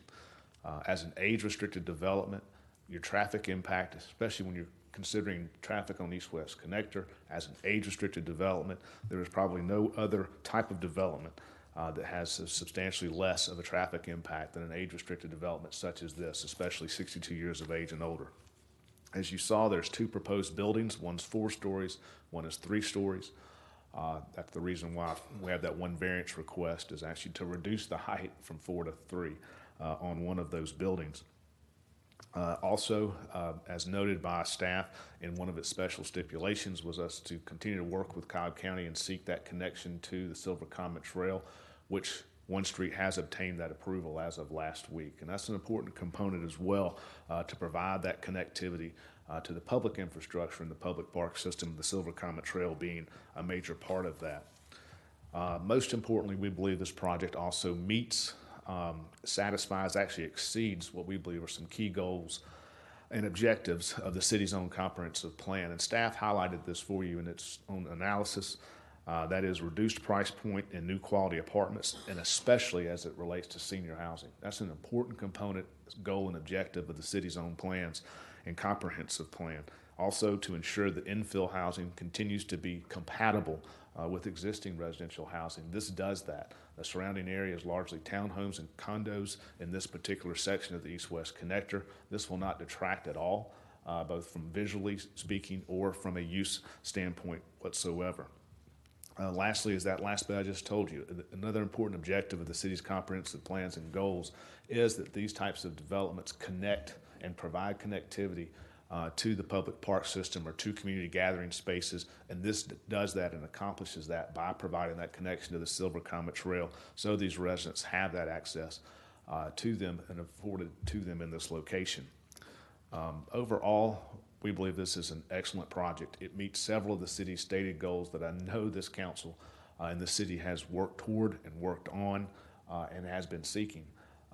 And this project does that, and does such in a manner with a developer, owner, and manager of these types of senior communities that are so badly needed, so badly desired, and One Street does a fantastic job with it. We believe it's an excellent rezoning for the reasons stated. Your staff thought so and has recommended approval. Your Planning Commission, Planning and Zoning Board recommended unanimous approval as well.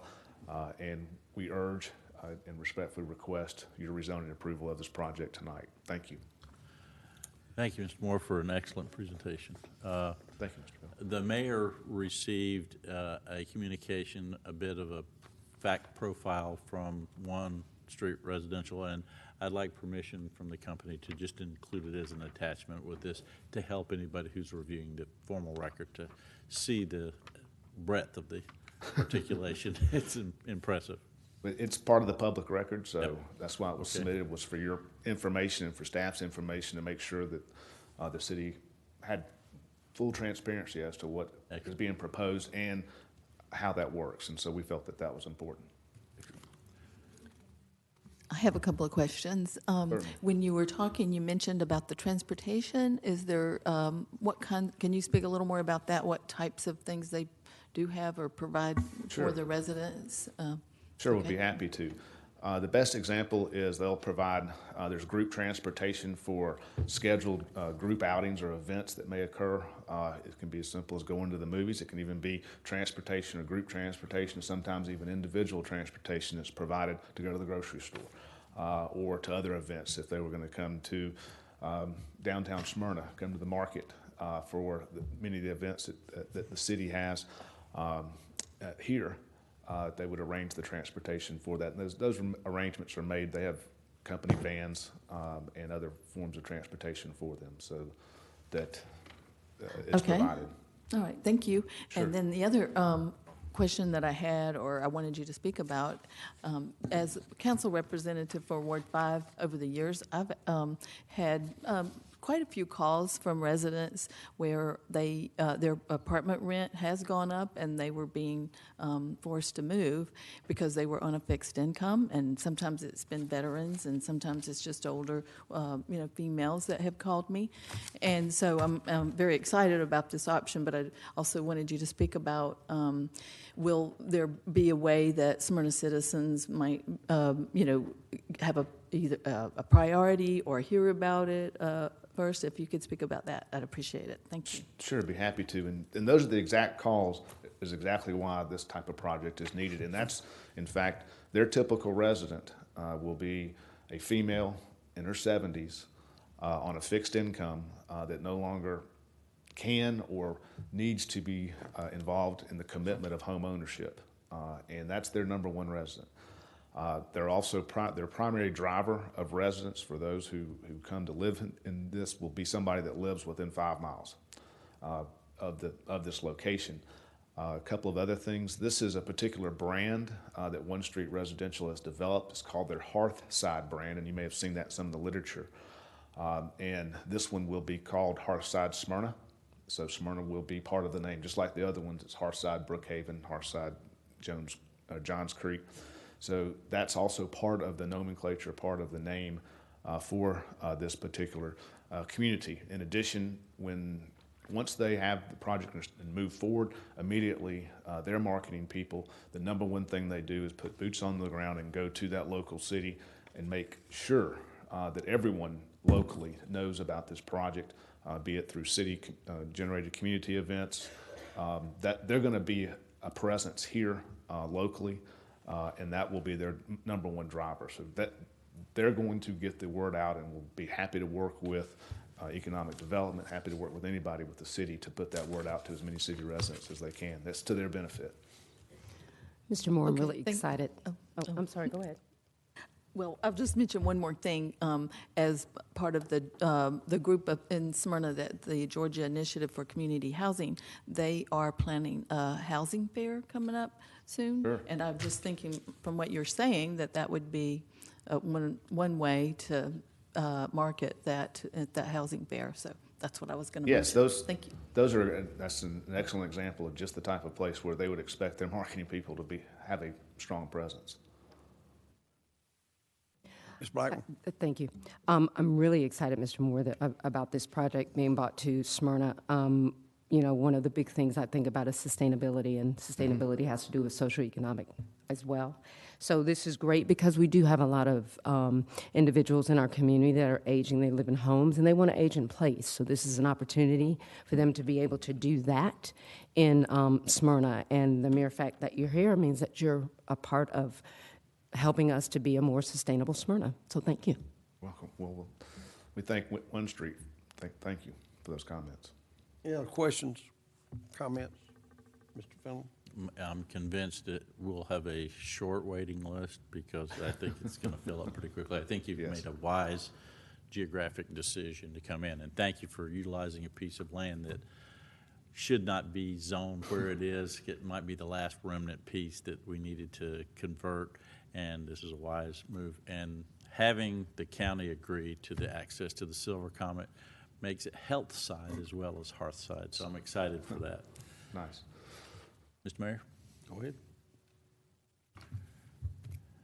Need to close the public hearing, or have we done that? Sorry.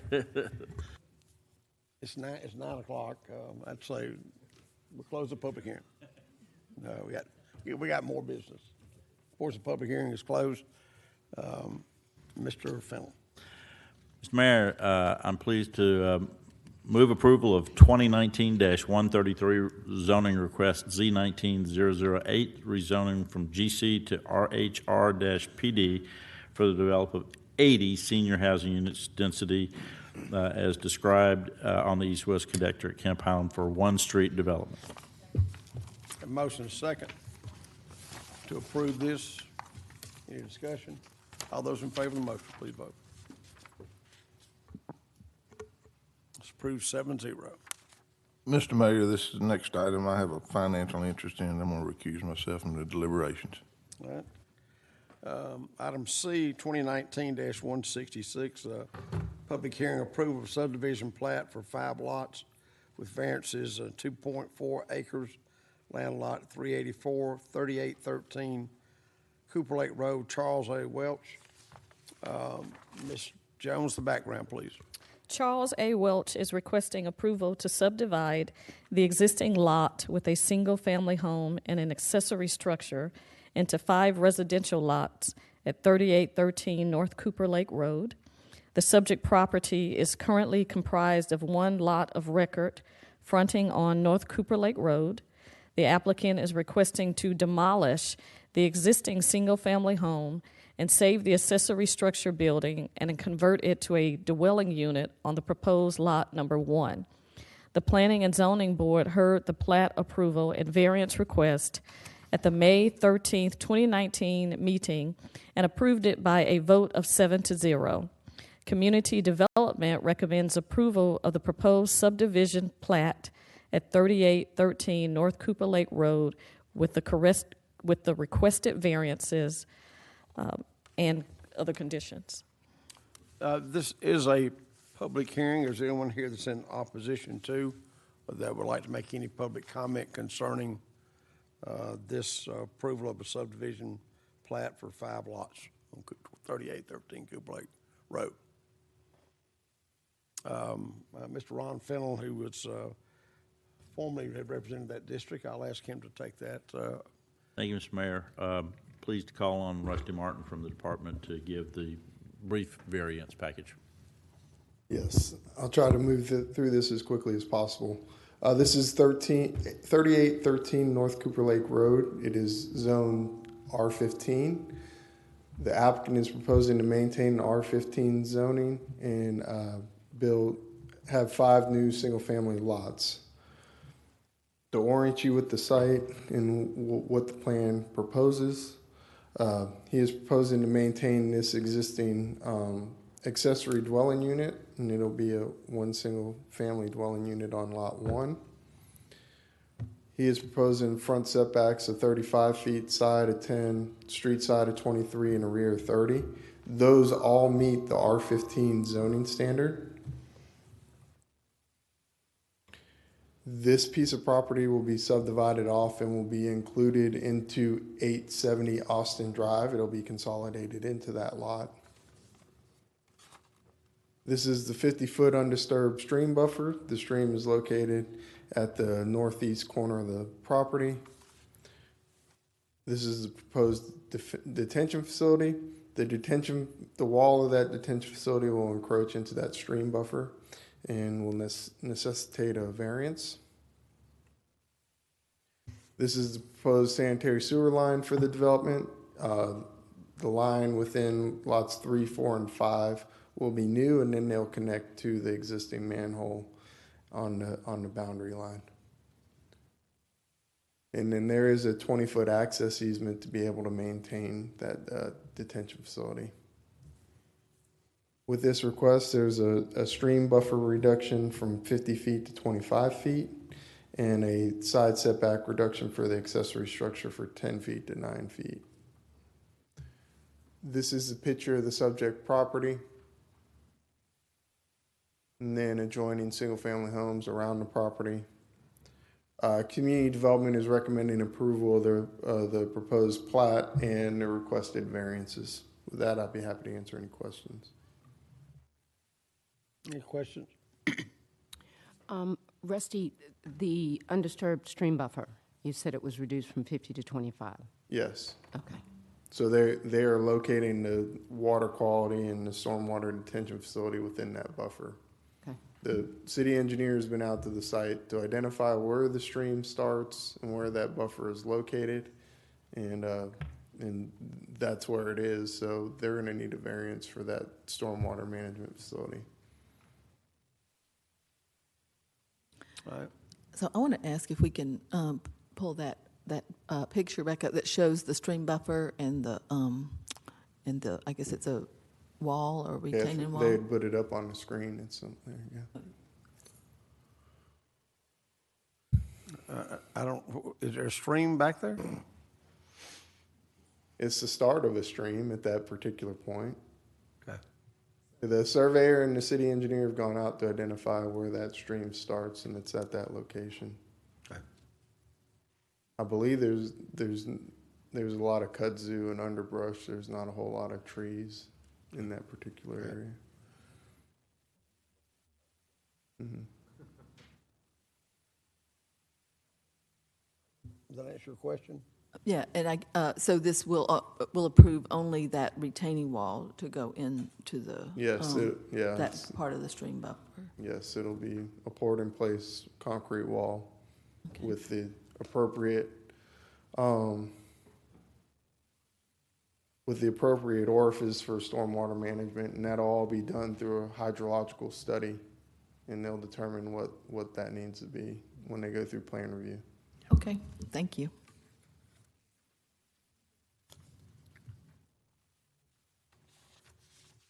Any other questions? All right. Mr. Fennell. Mr. Mayor, with the public hearing behind us, I move approval of subdivision plat for 5 lots and the variance is 2019-166. Get a motion and a second. Seconded by Derek Norton. Okay. Any other discussion? All those in favor of the motion?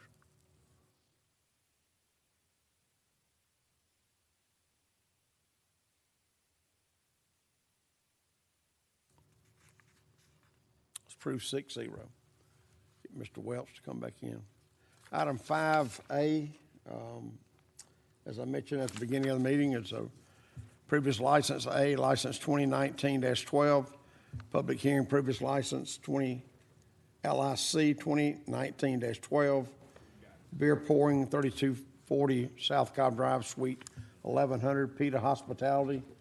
We're going to table this until, at the request of the applicant, until June the 3rd.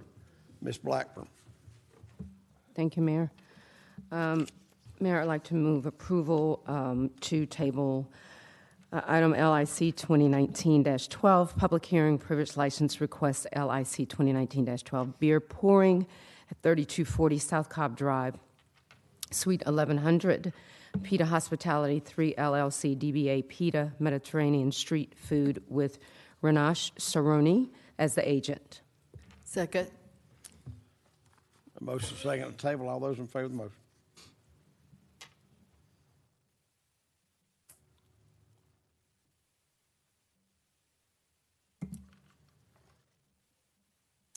Who we missing?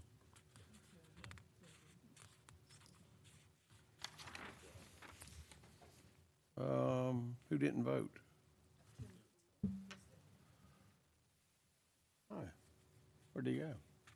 You snooze, you lose. That's approved 6-0 with Mr. Gould being absent. Item 6, formal business, a public hearing, 6A, 2019-180, public hearing for the fiscal 2020 proposed budget. Ms. Jones, the background, please. This is the public hearing for the fiscal year 2020 proposed budget. A public input session was held February the 11th at the community center to get feedback prior to the start of the budget process. The total budget as proposed is $92,396,338. The general fund budget is $52,651,725. Special revenue funds are $4,772,516. Capital projects funds are $11,632,612. Internal service fund is $1,105,775. And the enterprise funds are $22,233,710. The proposed budget is scheduled for adoption on Monday, June the 3rd, and our Finance Director, Kristen Robinson, is here to give our budget public hearing presentation. Good evening, everybody. I'll try to make this as brief as possible while going over everything, because I know it's been a long night. So, first of all, can you put the presentation up? Thank you. All right, this is an overview of the entire budget. We're using the fiscal year 19 revised budget. Sorry, guys. We're using the revised budget as comparison to the proposed, because that revised budget takes into account any budget amendments and any encumbrances that rolled over. So that's a better comparison when we're looking at year over year. The first fund is a general fund, and you can see on that fund we're having a decrease of about $500,000 in that fund. That can be attributed to some large carryovers in our 19 budget that were part of CIP projects that council did a budget amendment and used surplus funds. Also in that year, we had a $600,000 use of previously committed funds for vehicle replacement and $300,000 for use of committed funds for our CIP fund, which is our capital improvement fund. So those two items were large items in the 19 budget, and those have not repeated themselves in the 2020 budget. So that's why you see a $500,000 decrease in the general fund budget. The special revenue funds are showing an increase of about $584,000. That has to do with a large increase in our CDBG funds, which is because we have a couple of big projects underway and planned for 2020 in that fund. And we also have a $232,000 increase in our E911 fund. There are also smaller increases in other special revenue funds, but those are the two big ones in that group. The capital projects fund is showing a large decrease of about $10 million. A couple of things that are attributed to that are timing of expenditures related to Windy Hill, and also a large decrease in our general fund CIP. In our general fund CIP, we had initially budgeted about $1.5 million, and then we added $1.5 million to that by use of surplus of our 17 funds, which were for the roof on the community center and also for AC upgrades at a couple of our buildings in the city. Our internal service funds is our vehicle replacement fund. The adopted budget for 19 was $1.8 million, and then we amended it for $132,000 for additional police vehicles. That fund is showing a decrease of about $800,000 because we don't have that many vehicles this year. You'll see that later in the presentation, the details of that. And then the last is the enterprise funds. The enterprise funds are showing a $600,000 increase in those funds. 235 of that is attributable to an increase in the water CIP. The water fund transfers money into the water CIP to fund projects that the department has recommended pursuing in the fiscal year. We also have a $130,000 increase in our stormwater, and that's due to a proposed 50-cent increase in January, just to keep on pace with the development that we need to do of that infrastructure. We need to keep it up because we're having, we're trying to prevent future issues with that infrastructure. So 50-cent increase in January is part of the proposal. That's $130,000 that's going to be added in that fund. In addition, we have some new expenditures in that fund, $50,000 for new sewer outfall clearing to help our staff when they have to go out in the event of emergency. We also have $45,000 for water valve installations and about $16,000 for some new software to help them as well. Just a note, you can see the revised budget is $102,916,737. The adopted budget for 19 was $92,388,289. So when you look at the adopted budget for 19 compared to the proposed for 20, it's about a $33,000 difference. So it's a very small difference in total. So, and I want to make a reference, the budget book page numbers on the bottom of all these slides. And so if you want to reference the budget book on any of these slides, you can do that. And just for everybody who might be interested, the budget book is published on our website, so you can see all this information in the budget book, and there's also a copy on file at the library. I forgot to mention that. Sorry about that. Here is our revenues versus our expenditures. As required by law, the general fund has to budget, and so you see we have a balanced budget of $52,651,725. Our special revenues are looking to put $38,250 into our reserves. That is related to our hotel motel fund. Capital projects is looking to put $9,316,360 into the fund balance. That is for projects that are still under development, and it's also because of the initial borrowing that we did with Windy Hill to fund that right away. We're going to have to pay those bonds in a future year, so we have to accumulate the money in that fund to pay those obligations when they come through. And then internal service fund, we're putting $357,225 into that fund balance. There is a plan there to put extra money in there in the event of emergency, and also it is staff's recommendation that we don't just fund the current year obligations, but we fund an average cost over the 30-year life of our vehicle replacement fund. And so we build that fund balance up so that in future years, when we have large years where we need to buy new sanitation trucks, new fire department trucks, we have the money there without having to go into our previously committed funds. So that's the goal in that fund, is to build that fund balance. The last one on here is your enterprise fund. You can see here that we are proposing transferring $1.8 million into our reserves. This is just continued growth of that fund balance to offset expenses. A couple of years ago in fiscal year 17, We plan to use $4 million of that for a large project. And so by doing this, we are building that back up and we are preparing ourselves for future years so we don't have to have bond debt financing to fund those water improvements.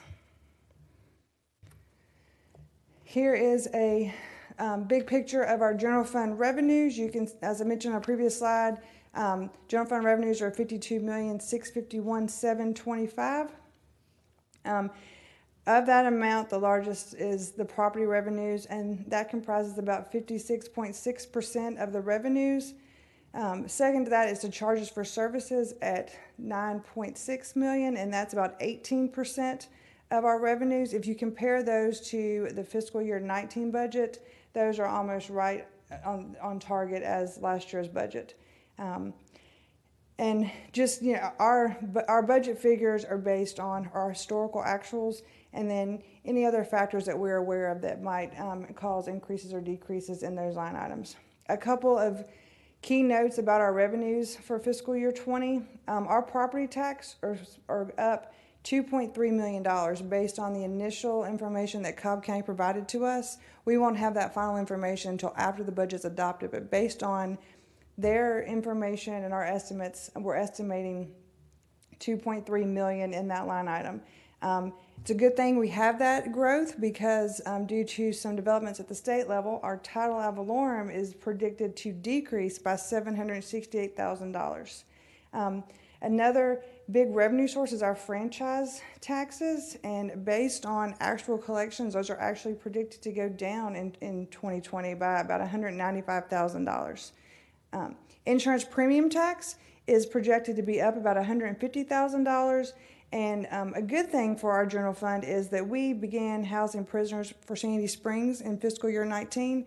We plan to continue to that in fiscal year 20, and that's about $430,000 that's going to be brought in related to that. So that's just kind of some highlights on the revenues.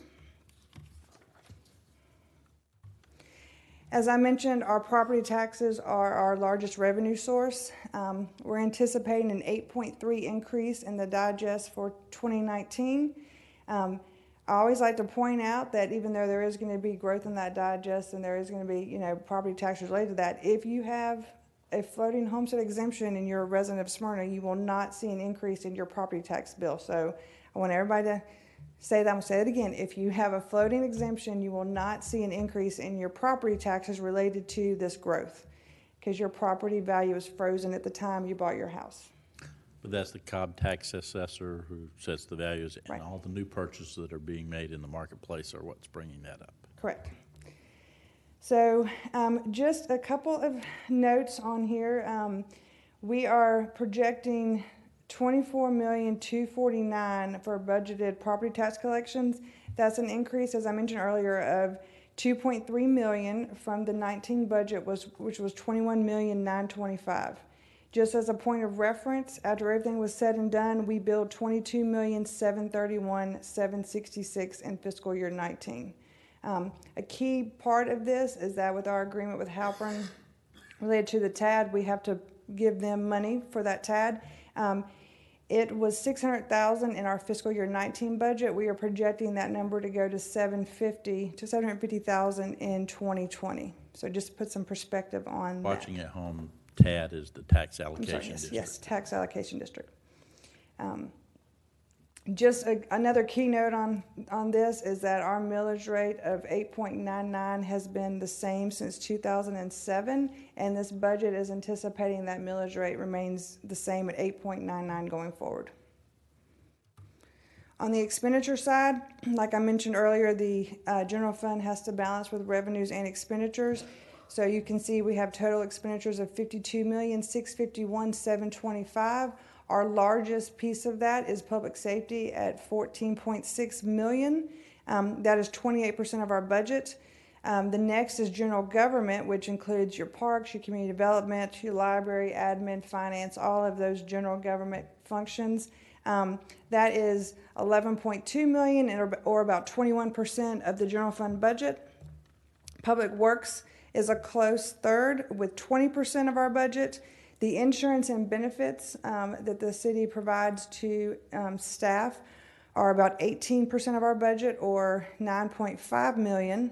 Our debt is a little over $4 million, or 8% of our budget, and then our capital improvement projects and our vehicle replacement make up about 5% of that total budget at about $2.7 million. We'll talk about those capital projects more in a little bit. So the E911 fund is one of our special revenue funds. You can see in this fund, we are predicting and projecting revenues of $1,995,423 and expenditures of the same. A couple of things about 911 is our fees are collected from charges from the phone companies. And then the intergovernmental revenue you see here is from our GCIC agreements with other cities. You will notice on here that there's a transfer in from the general fund of $318,000.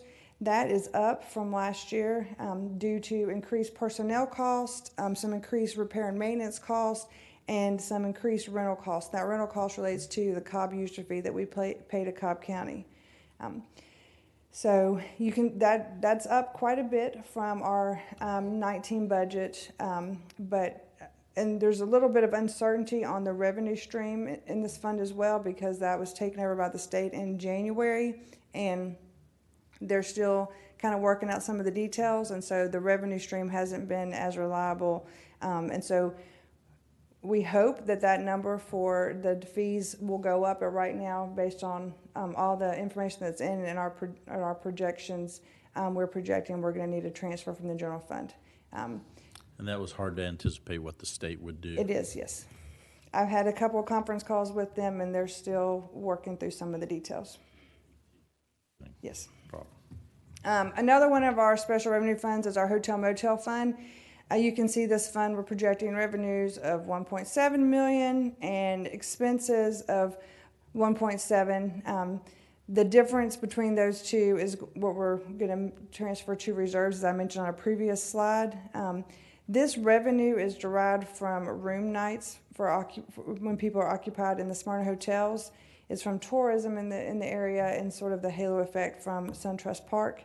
Our 19 revenues are tracking lower than were projected, but they're still higher than they were in fiscal year 18. So we are projecting a 2% increase over our revised projections for 19. In this fund, just as a point of reference, as I mentioned, we're not going to hit our revenue projections for 19, but since 2014, which was 5 years ago, that fund was at $895,000. So we've had an increase of about 75% in that fund. On the expenditure side, you can see a large portion of the expenditure is the payment to Cobb Galleria, and that is because of the agreement we have in place with the authority who manages the Cobb Galleria. And we also transfer a percentage into the general fund from hotel motel related to that same agreement. The other costs in there, the operating costs and salaries and benefits, are the costs of our community relations department.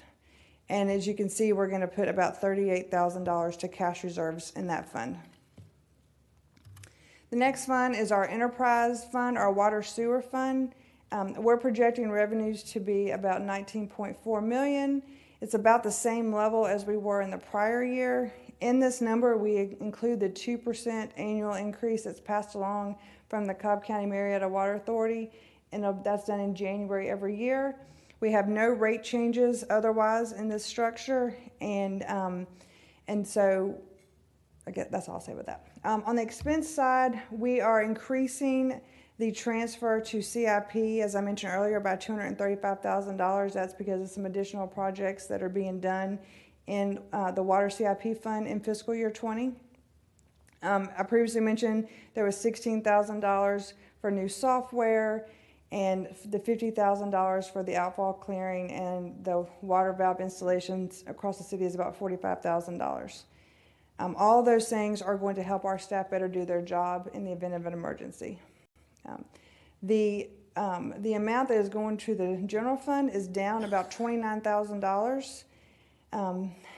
Something to say about that is we had the same percentage, the same amount that was being transferred from the water to the general fund for years for as long as I'd been here, we had been using the same amount. Last year in the 19 budget, we took a good look at that number. We met with staff, we talked with staff, and really came up with the figures that related to staff time and everything else that contributed to that number. And luckily, we were very close to the amount that had been established for all those years. Now that we have that template in place that outlines all of those staff costs and all the things related to that fund, we plug in the current year information, and we're able to get a new transfer from the water sewer to general fund. It's like I said, that's down about $29,000. And just so everybody is aware of what that is, there are shared functions between the general fund and the water fund. Finance, HR, admin, all of those things that the general fund pays for, the water fund also benefits from, and so the water fund transfers money into the general fund to help share in those costs. As I mentioned earlier, the fund this year is expected to transfer about $1.8 million to cash reserves, and like I mentioned earlier, we're trying to build up that fund balance and prepare ourselves for future years when we have to do infrastructure improvements. Without having to go and have debt financing. General fund CIP, as I mentioned earlier, the general fund makes a transfer into our CIP fund annually. The amount for 2020 is almost $1.3 million. That's a decrease of about $250,000 compared to the fiscal year 19 adopted budget. And we are proposing using about $300,000 from previously committed funds to fund that for fiscal year 20. We had contributed funds into our committed funds from our fiscal year 17 and 18 surpluses, and we anticipate doing that again in 19 if we have the surplus to commit. The next couple of slides are just going to show you some of our recommended CIP projects. Desktop computers are an annual expense that we have in CIP just to keep the computers citywide up to date. We have $35,000 for a network vulnerability study. With all of the news that's been lately with data breaches, we felt this was a good idea to take a look and see where our areas are to improve. Public safety, video surveillance at the jail. As I mentioned earlier, we've got a lot more people in the jail due to the agreement with Sandy Springs, and so we have to make sure that they're safe and our staff is safe because our current equipment has some dead zones, has some issues, and so this will make sure everybody is safe. The department has been asking for this for a couple of years, and they actually came back with a little bit less amount this year than they originally thought. Extrication equipment is for the fire department. Their equipment is aging and it needs to be replaced, and so they've requested $90,000 for that this year. And then just like the citywide computers need to be upgraded, the police need to be upgraded as well, so there's $42,500 in there for those. Public Works has got a lot on the list because they're responsible for a lot in the city. The roof at Public Works, $158,000. Painting of city buildings, HVAC, I won't read all of these, but you can see that there's a long list of these things. The detention pond maintenance is a new thing to this list due to some new responsibility that we need to, somebody's got to maintain these, and so we're trying to start that process. Sanitation carts and your carpet replacement, those are recurring projects that we have annually. On this list, we just fund them that way year over year. We are continuing to make improvements in those things. Parks and Recreation, upgrades at the dog park. There are a couple of things out there that we're looking at, no definite plans of when and where and how that's going to go, but we've heard some citizen input on that, and so we're putting some money aside for Parks and Rec to make those improvements. Also, the picnic area at Bronner and some door locking systems at several of our facilities and some other improvements. The last thing on here is the park signage system-wide. That was something that came out of the Parks Master Plan, and so that was included in this year's CIP. Grand total for the fiscal year CIP for the general fund CIP is $1,278,750. As I mentioned, that's a little bit of a decrease from last year. Oops, sorry. The E911 CIP, this is a new request for this year. This is going to be funded in by transfer from the general fund. This is going to add a 5th radio position and give the 911 center 5 fully functional consoles to better service police and fire. Beginning in 2021, they're going to start incurring annual maintenance on this and warranty of about $11,000 a year. Water CIP, our infrastructure is a continuing project that we have every year that is just for the department to do what they need to do citywide related to infrastructure. Additionally, the meter and dial program, we began that program in 2018, and this project is to replace all of our meters citywide. There's about 15,000 of them, and we're replacing those over 5 years, and then we'll have a 10-year gap, and then we'll start on another 5-year cycle of replacing all these. The current meters and dials have a battery life of about 15 years, and so that will that allows us to do it in pieces. Initially, we had incurred debt on those and had replaced all 15,000 at once. This enables us to do it as part of our operating budget and not incur that debt. Drainage on here is a continuing project that we have every year for the department to do the drainage repairs that they need. The fire line meters is a new project this year. That came out of an audit by the North Metro. I wrote that down, hold on one second. It's a long acronym. Yes, North Georgia Planning District. And so they, it's one of the requirements that we need to at least meter those lines, and so we know what's flowing through them. So the department has requested money to begin that project. And then the other column, the $25,000, that's a leak detection correlation device, and that's going to help them detect leaks in our water and sewer mains and have better service times. Stormwater CIP, this is funded by the stormwater fee that is on the water bill. This anticipates a 50-cent increase effective in January.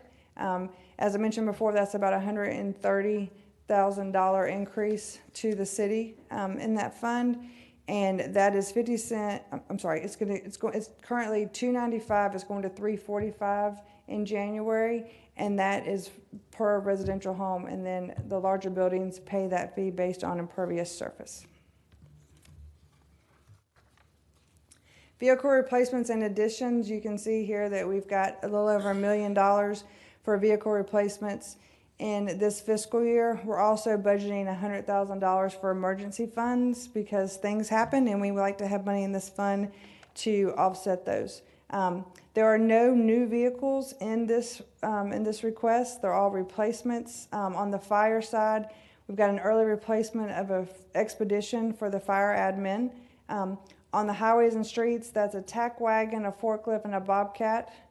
There's an early replacement of a Kubota tractor and a scheduled replacement of a dump truck for parks maintenance. There are 2 scheduled replacements and 3 early replacements in the PD line item. There's a sand spreader, a Mack truck, and another GMC T7500 for sanitation, and then the water distribution is getting an excavator and an F750 in the water distribution. In total, there's 16 vehicles at a cost of $1,105,000. In comparison, we had 23 vehicles last year for $1,820,000. Last year, we had used $600,000 from the pool of committed funds. There is not any recommendation to use committed funds to fund the fiscal year 20 vehicle replacement. Debt obligations. There is $50,730,000 outstanding bond debt. 4.3 of that is scheduled for payment in fiscal year 20. You've got $3,951,588 that's going to come from the general fund. $237,538 is going to come from Tyler Valorum, and that's going to pay the interest on our 2016 Windy Hill bonds. And then we had previously set aside money for in the budget. I'm sorry, not the budget. In the balance sheet for future debt payments, and we are going to use $100,000 of that to fund payments in fiscal year 20. We have our last capital lease payment this year on our financial software, and that is about $29,000. Ms. Robinson? Yes. What is our bond rating in the city of Smyrna? We have a AAA with one, and we have a AA1 with another. What consecutive number of years has that been obtained by the city, AAA? I knew you were going to ask me that. Five It's years. probably been 5 years, yes. We got that shortly after I came. Not that I didn't do that, I was not in this role, but my predecessor assisted with that, and we have maintained that. The next thing is our proposed fee changes. We have a lot of fee changes in this year's budget book. Community development is the first. We're no longer collecting taxi franchising applications or renewals, and so that was removed. We are currently charging 2 fees, but they're not in the book, and they need to be added, and they are sign face changes of $100 and special event permits of $100. At the jail, we are currently charging 2 fees, and they need to be added. They're the $45 a day for housing of Powder Spring inmates. That includes their bonding, and the $50 a day for housing Sandy Springs inmates, and that includes court transports. Also related to the PD is they're proposing a new fee related to the electric mobility device storage that is going to be talked about at a later meeting, and so that may or not, I'm not sure how that's going to go based on that. Sanitation. The commercial sanitation rates, we have an agreement with Advanced Disposal. They were updated in March of 2018. We got another increase this year in March. We have not passed that on to our residents yet. Our contract with Advanced Disposal is up next March in 2020, and we're also having a review of our structure, and so we have elected to just leave the fees as they are while we evaluate all that, and then we will do that at a later date if we need to. So as of right now, the sanitation fees remain the same as they were last year. So we're paying additional money to Advance, all right? Yes, sir, we are. We're not passing it on because there's a review being done of those fees. The water, sewer, stormwater utilities. This schedule was updated to reflect the new rates that went into effect January 1st, 2019. When we adopted the budget, we had a different rate structure in place. Those rates change every January, and so this updates the book with those rates. And those will be in effect until the January 1st, 2020. Is a 2% pass-through from the Cobb County Marietta Water Authority in that line item. Another change related to the water is on the irrigation. As a directive from the Metropolitan North Georgia Water Planning District, they required that we have a designated irrigation rate that is 200% of our lowest water tier, and that is going to make that fee be $8.26. In the past, it has been charged at the tiered rate of water, but according to that requirement, we have to have it at 200% of the lowest tiered water rate. They're also beginning to charge a monthly base rate plus usage for the fire line water service. I mentioned to you earlier we had $100,000 in the CIP to start those installations, and this is a source of revenue to possibly offset that if need be. The rates would range from $20 to $110 depending on the meter size. This budget also anticipates, as I mentioned earlier, that the council will change the stormwater fee by 50 cents effective in January. And this is to just help the department meet its future capital needs. And then water distribution, there are a lot of fee changes in that, and I think that going through all those is going to be very tedious and confusing. So I'm not going to go through those. They're in the budget book and they're available online for review. New personnel, we have 12 positions that are being recommended. We originally had 29 full-time and 3 part-time requested. That list was whittled down to 12, 6 of those being new firefighters, and those are related to a new piece of equipment that was acquired in fiscal year 19, a rescue at Station 4. So it will allow that to be staffed instead of the department having to pick which piece of apparatus they go on for a call. Highways and Streets, a capital projects manager is being proposed. That is just going to help us with in-house inspections and project management because the city's growing. We have a lot going on. IT has got a data analyst recommended, and this is just for improved data set management, analytics, and reporting. The jail has requested 2 detention officers, and that's just due to the population of the jail and needing more people to accommodate that increase. Parks admin has requested a facility superintendent. This is a position that was part of the Parks Master Plan, and this position will be responsible for the management and rental of all facilities. Water distribution has requested a utilities locator, and this is just to keep up with the demand of locating underground utilities. The department has got an increased request on those things and just needs some help getting those done. You can see on here that the budget impact is $538,000. The 6 firefighters are budgeted at 50% of the year. The remaining positions are budgeted at 75% of the year. So that comes to $538,987 on an annual basis. What the recurring cost will be for these personnel going forward, that is $825,762. So that's an important piece of information to note. And remind everybody how many positions, it's 12 positions, how many in the previous budget were There created? were 11 in the previous budget. In addition to those new requests, we also had 12 positions that are being requested for a reclass. That has a $97,000 impact.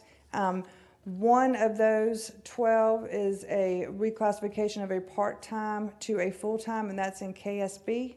And then the other ones, there's just reclasses in administration of our management fellow. That was a previously ungraded position to make that a graded position and to provide retirement benefits for that position. Our clerk of court is recommended to be reclassified as a court administrator to have increased responsibilities over probation. In 911, there are several changes to the the officers. We're going to a certified versus uncertified designation. In fire admin, we have a support services coordinator. The department is recommending that we upgrade that position so that an engineer can slide into that position for experience and admin and then be able to go back into response if need be. So that position's being reclassed a couple of grades. That one is from a 13 to an 18. Also in fire, we have some title changes only. In prevention, the fire battalion chief, it wants to be reclassed to be a fire division chief prevention. And in training, the same thing. It's going from a fire battalion chief to a fire division chief training. In the fire response, because those are the guys that are they're on 24 off 48, and their jobs are a little different than the other 2 divisions, which are 40 hours. They want to change them from, they're going to leave them as fire battalion chiefs, but they want to move them from being exempt to being non-exempt. I previously mentioned that KSB was a part-time position going to full-time. We also are putting the lifeguards. We have some lifeguards who are seasonal at Tolleson, then we have some lifeguards who are at the Wolf Center that are doing more than just lifeguard role, and so we are requesting that they be reclassified to be a graded position and go from non-graded to a level 4 going forward. And then in police admin, we have a title change of our senior crime analyst to a police management analyst. And there's several of these positions have no budget impact. Some do. That's why there's the $97,000 impact. If you would like to see more detail about those, you can go to budget book page 54. Also notable to our personnel is our contingency in our general fund. We have a $300,000 amount in there for raises for staff in January every year. We don't budget that in the budget. We put it in contingency so that council can look and see where we are halfway through our fiscal year and make a decision if they would like to have merit raises for the employees. Additionally, there's $82,000 in here for longevity pay. That was an initiative approved by council last year to kind of give back and reward some of our long-term employees for their service and their commitment to the city. And there's a graduated scale based on how much you get paid per year that you've been here. Also, there's $76,000 in the budget for police recruitment and retention bonuses. This was another initiative that was passed by council last year to help get staff at the police and keep them in that department. We'd had some issues getting people and keeping people, and so there is also a scale in there depending on your experience and your qualifications when you sign on and when you stick around with the city. So that's $76,000. That was $32,000 last year. We had to do a budget amendment to increase that because of how popular it was, and so we're budgeting $76,000 for fiscal year 20. A couple of other highlights: $400,000 increase to our group insurance. That number has the 12 new positions in there. $122,000 increase to our retirement contributions. That is based on the actuarial evaluation that we get every year. We've got a $69,000 increase to our property liability insurance. I know we heard a lot about that last year. We're still in that look-back period where the history is still affecting those rates, so we hope to get that number down. That is a smaller increase than it was last year, so that's good, but we're still seeing an increase. And then there's a very small decrease to our workers' compensation, $1,000. It's very, very minimal on that. Other highlights, as I mentioned earlier, the general fund transfer into 911 is a lot more this year. It was $58,000 in fiscal year 19. It's going up to $318,000 in fiscal year 20. As mentioned earlier, that's increases in personnel and other operating costs, and still some of that revenue uncertainty due to the state taking over those collections in January. Traffic infrastructure has an increased budget this year. We've got $50,000 in there for street light and pole installations. I think we've heard a lot of citizens asking for street lights, and so we're giving the department some money so that they can meet some of those needs. We've got $45,000 in here for emergency traffic signal repairs, $40,000 for preventative maintenance on those traffic signals, $25,000 for new striping at intersections, and then $20,000 for sign replacements. In addition, we've heard a lot about public art through our survey and just in general, and so we've added $15,000 to the Parks Administration line item to start that process moving forward. Other highlights: park improvements. We received a grant for a new bike trails at North Cooper Lake Park. There's $320,000 in the budget. $320,000 for that. $200,000 is going to be funded by the federal grant. $120,000 is going to be a SPLOST expenditure. We are anticipating the donation of the park at Riverview Landing. There will be increased cost when we do get that park. There's, as mentioned earlier, there's $125,000 for park improvements and the $50,000 for the picnic area at Taylor Bronner Park, door locking systems. These are just a repeat of the CIP slide a couple slides ago. So there's money in here for park improvements. We had a parks master plan that was adopted, and so these are just some of the things trying to put funds towards the improvement of our parks. I know this is a lot of information, and I try to get through it as quick as possible. If you want to look at it further, if you go to our website over on the right side, the financial budget tab, if you click on that, it will take you to a link where you can get to the budget. It is also in the spotlight section of our website. So you got two different places you can go to get to the budget. You have the whole document there, which is about 400 pages. It's got all the details. If you have any questions, you can reach out to to me right now. I would say Jared Siegman as well, our budget officer, but him and his wife welcomed a brand new baby girl on Saturday morning, and so it's great timing. He's going to miss all this fun over the next couple of weeks, but we're really excited for Jared and Betsy on their new baby girl. One of the things we did different this year, we usually have this meeting on Monday, and then we have a Wednesday meeting at lunch to have more public input. That meeting has had it's been kind of quiet. No one's really come to that. And so we took a different approach this year, and we did a budget survey, and we actually had a great response on that. And so we had a public input session back in February before we kicked off the budget. So we did this on Monday, and then we kicked off the budget with the department heads that following Thursday and let them know what came out of this public input session and out of the survey so they could consider adding those things to their budget. So that was done in February. We had the public hearing tonight. We will have our formal budget adoption at the next council meeting, which is on June 3rd. Fingers crossed. And that's all I have. So does anybody have any questions? Well, this is a public hearing. I would ask if there's anyone here in the audience that would like to ask any questions or make any comments concerning the proposed 2020 budget. Is everybody still awake? All right, and that concludes the first reading of the proposed 2020 budget. Item B,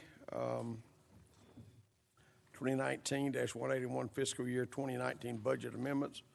Ms. Jones. Several unbudgeted items have impacted the city's current fiscal year 2019 year-to-date balance, so a budget amendment is necessary. They are as follows. The Information System Department had an emergency repair on the controller for video storage array for our citywide camera system. That was a $5,000 unbudgeted line item. Contingency and staff is recommending contingency fund this. Keep Smyrna Beautiful had a part-time approved hours that were not included in the budgeted line item. The department is asking for $4,000 to cover that expense. Staff recommends contingency to fund this. At a recent committee of the whole meeting, the library was given approval to purchase $40,000 in new books. A formal budget approval is needed on this line item. $32,494.79 will come from the library's under-budgeted CIP projects line item. The remainder, $7,505.21, will be funded from contingency. That is staff recommendation. The city administrator's office has recommended a study be done on the downtown area to assist with future land use plans. The estimated amount for this study is $30,000, and we're recommending that that be funded out of the contingency as well. Therefore, staff recommends approval of the above-mentioned fiscal year 2019 budget amendments. And our finance director is here in case you have some specific questions. Do you have anything else you want to add to that? I'll ask Mr. Ron Fennell, who chairs. Thank you, Mr. Mayor. The line items you mentioned are available for review, but you've heard them all. It's a small amount of money, and the recommendation of staff is that we approve, and I hereby move approval of 2019-181 fiscal year 2019 budget amendment. Motion second to approve these budget amendments. Any discussion? All those in favor of the motion?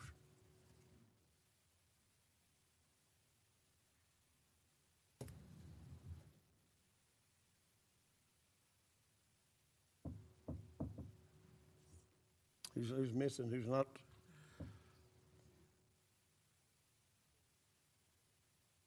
Approved 7-0. Thank you very much. Item C, ordinance 2019-11. Approve to amend the City of Smyrna Code of Ordinance, Chapter 98, by adding Section 98.41, regulating storage and use of shareable mobility devices on public right-of-way. As I mentioned at the beginning, I believe we're going to table that. Is that correct, council? And I would ask that we table that until the, what did we say we're going to table it to?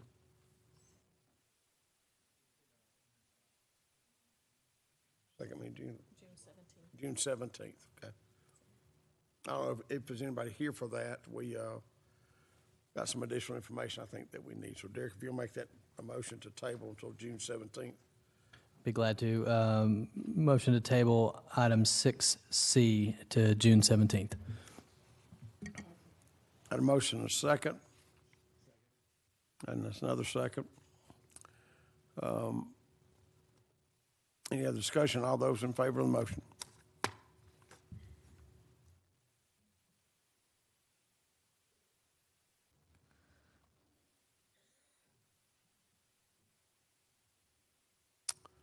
Anybody?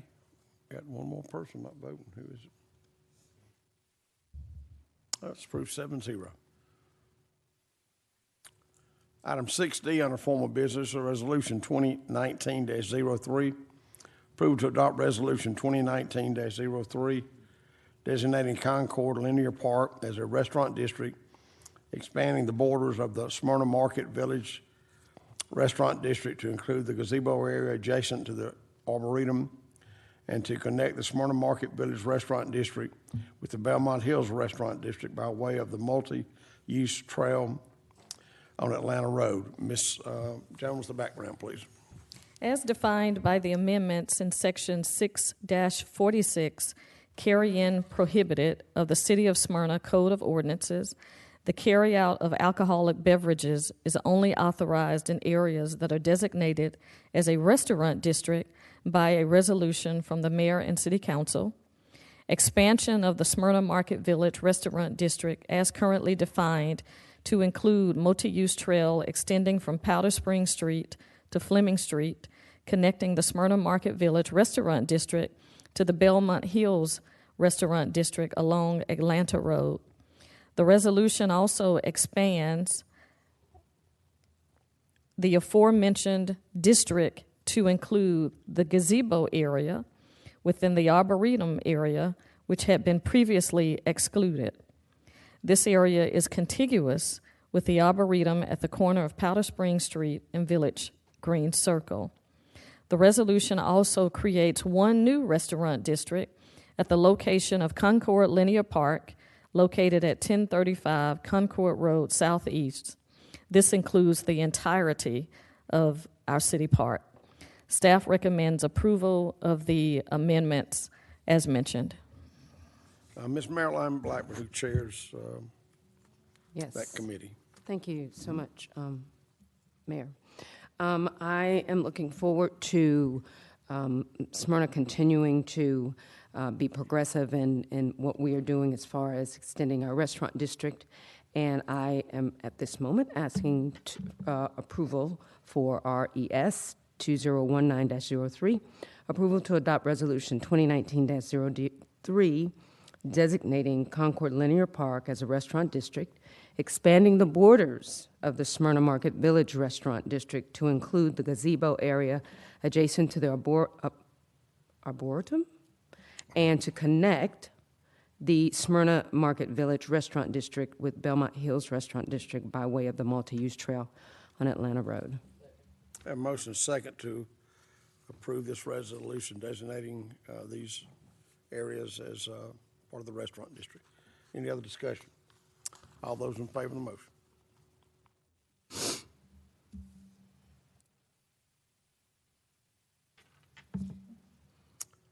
That's approved 5-2 with Ms. Bluestein and Ms. Wilkinson voting in the negative. Item E is 2019-184, approval of Ward 5 appointment to the Smyrna Housing Authority, Ryan Campbell, to complete the existing 5-year term to expire May of 2023. I'll just pass that on to Ms. Wilkinson. That's her appointment. Is Ryan Campbell by any chance here?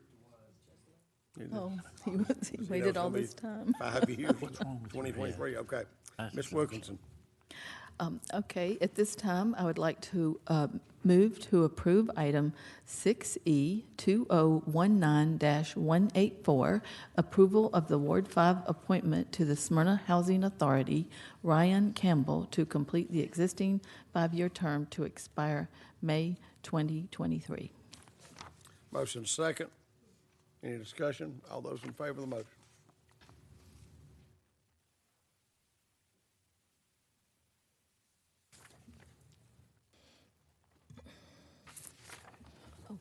One more. Sorry. Approved 7-0. Item 7 is commercial building permits. We have none. Item 8 is consent agenda. Ms. Jones, will you please read the consent agenda for council's approval? The consent agenda reads as follows. Item A, approval of the May 6, 2019 mayor and council meeting minutes. Item B, approval of the May 2nd, 2019 committee of the whole meeting minutes. Hear a motion to approve the consent agenda. Second. All those in favor of the motion?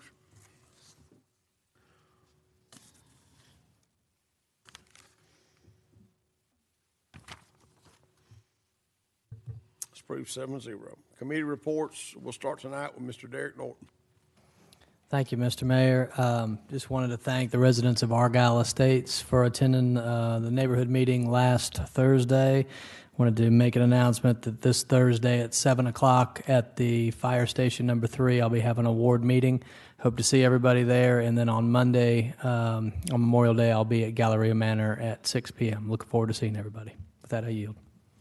Ms. Andrea Bluestein.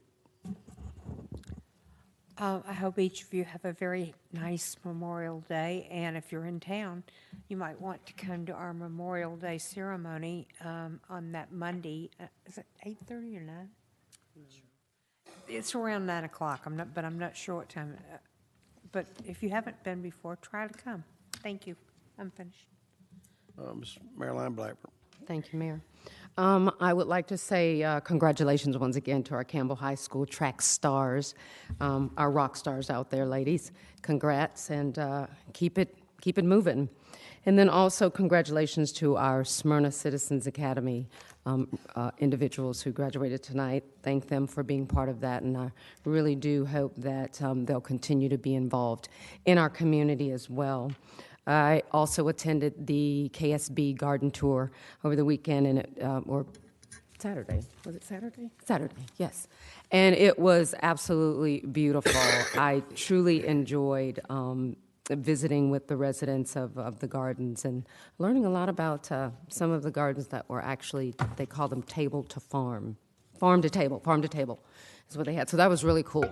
I had a lot of fun. So thanks for that. And then on Monday the 27th, as Councilwoman Bluestein stated, that is our Memorial Day celebration, and asking that you all do come out to attend, because it is an opportunity for us to honor and remember those who have died in military service defending our United States of America. And with that, I yield.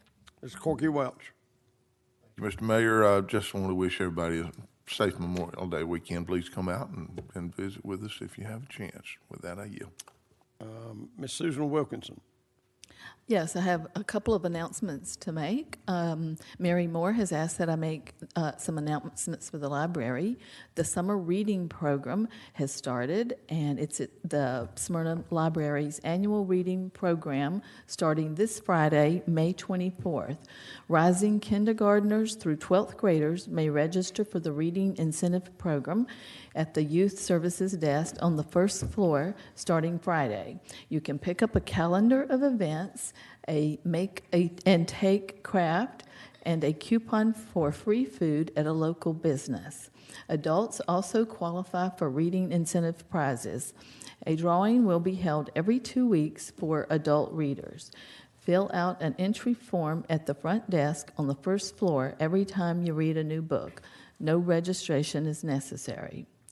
Also, check out the internet. Smyrna Library launched a new service today circulating Wi-Fi hotspots. Underwritten by a grant from the Sharon Darby Foundation, the library now has 5 Wi-Fi hotspots kits, which check out for free on adult cardholder accounts. The checkout period is for 1 week with no renewal. The hotspots connect up to 10 devices to the internet at one time. And also, I would like to say a little bit more about the Veterans Ceremony at the Memorial Park in Smyrna. A little more details. It's on Monday, May 27th, 2019 at 9:30. That Smyrna, Georgia holds its annual Memorial Day ceremony at the Veterans Park at 2800 King Street. The event and adjacent parking are free and open to all. The ceremony is co-sponsored by American Legion Post 160, the Smyrna Veterans Committee, and the City of Smyrna. Other supporters include the Smyrna Rotary Club, the Jonquil City Kiwanis, Veterans Memorial Association of Smyrna, Chick-fil-A of South Cobb, and JWC Real Estate. The event honors the valiant men and women of the U.S. Army, Navy, Air Force, Marine Corps, and Coast Guard, both past and present. It especially honors those armed force members who died while serving. All veterans and currently serving members of the armed forces will be recognized.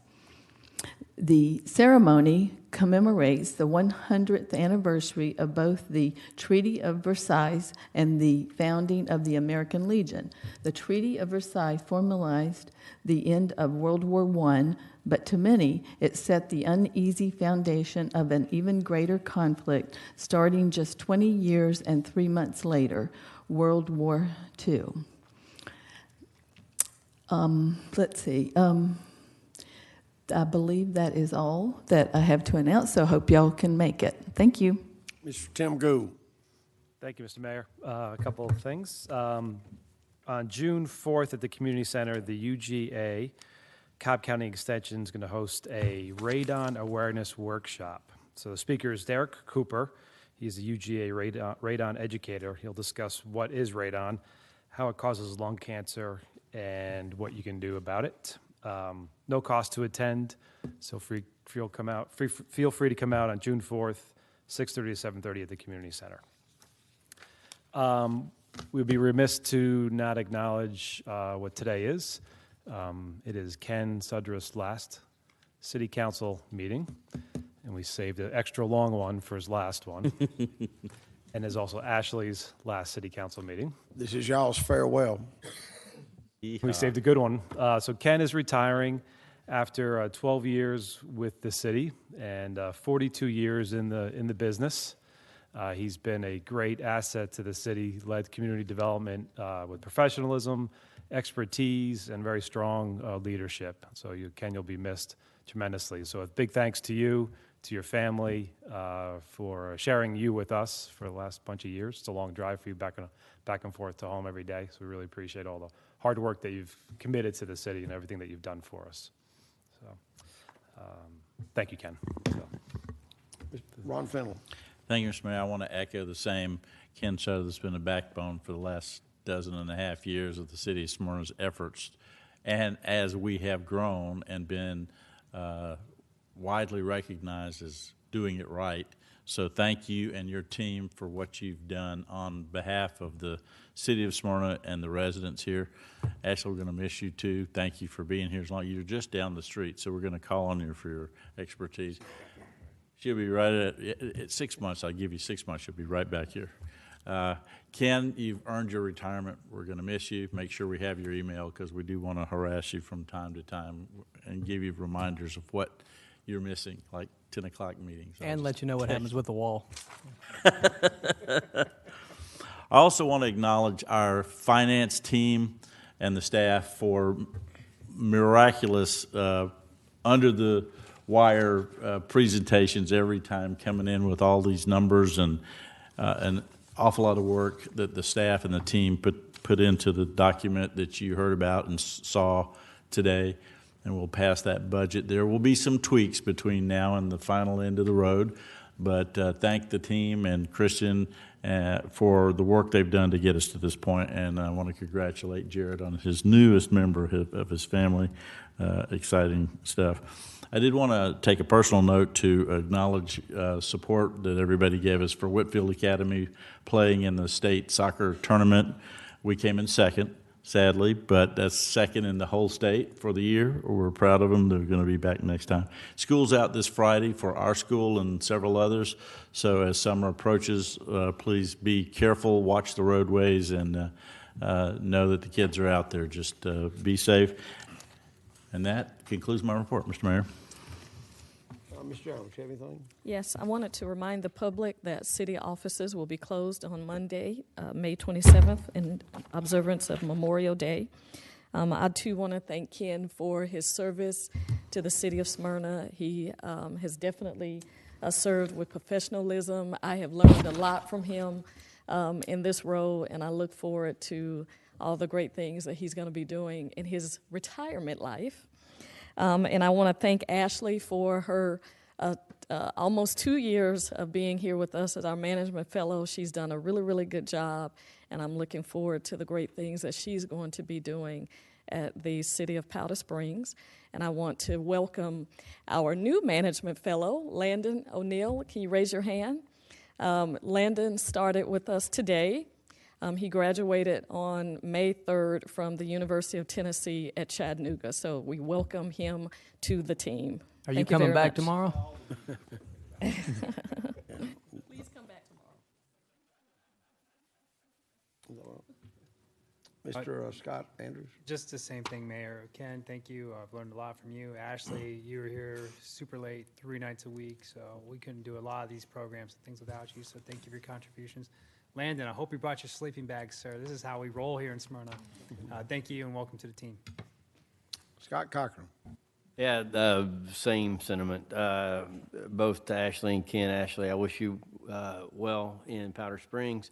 Ken, it's been nice to, there'll be time for goodbyes, later. It's our relationship has kind of grown from coworkers to friends, and that's very nice. And so I envy him being able to avoid these types of meetings in the future.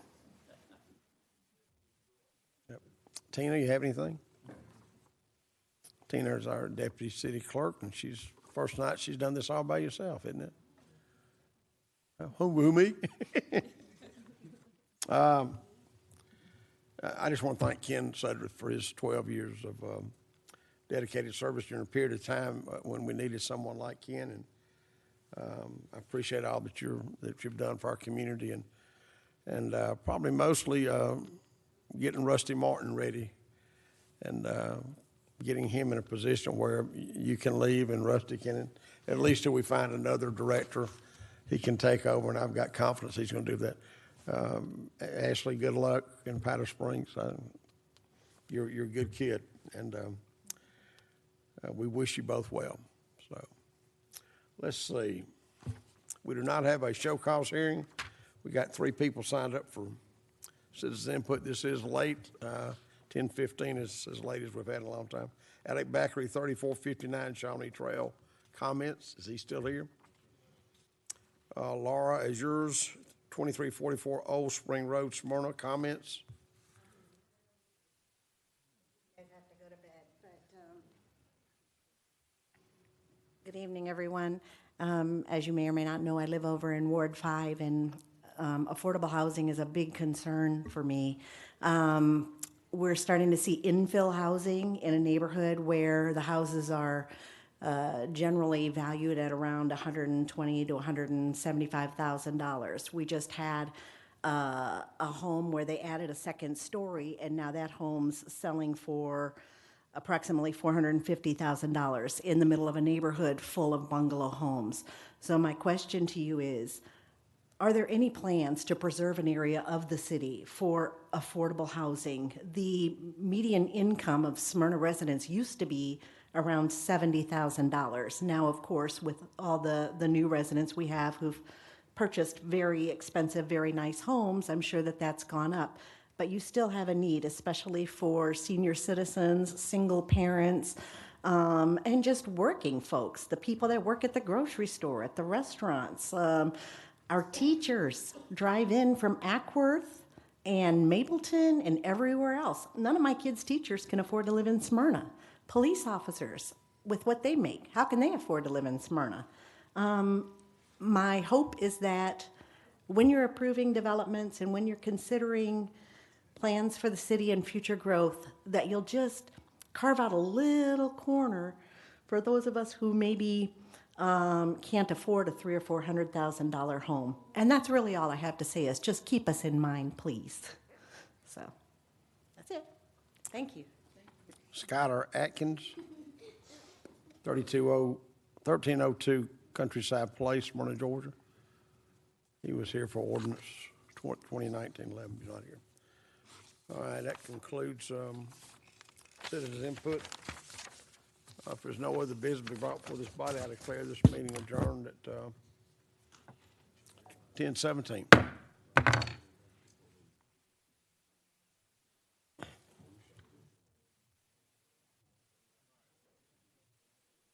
Did you read it?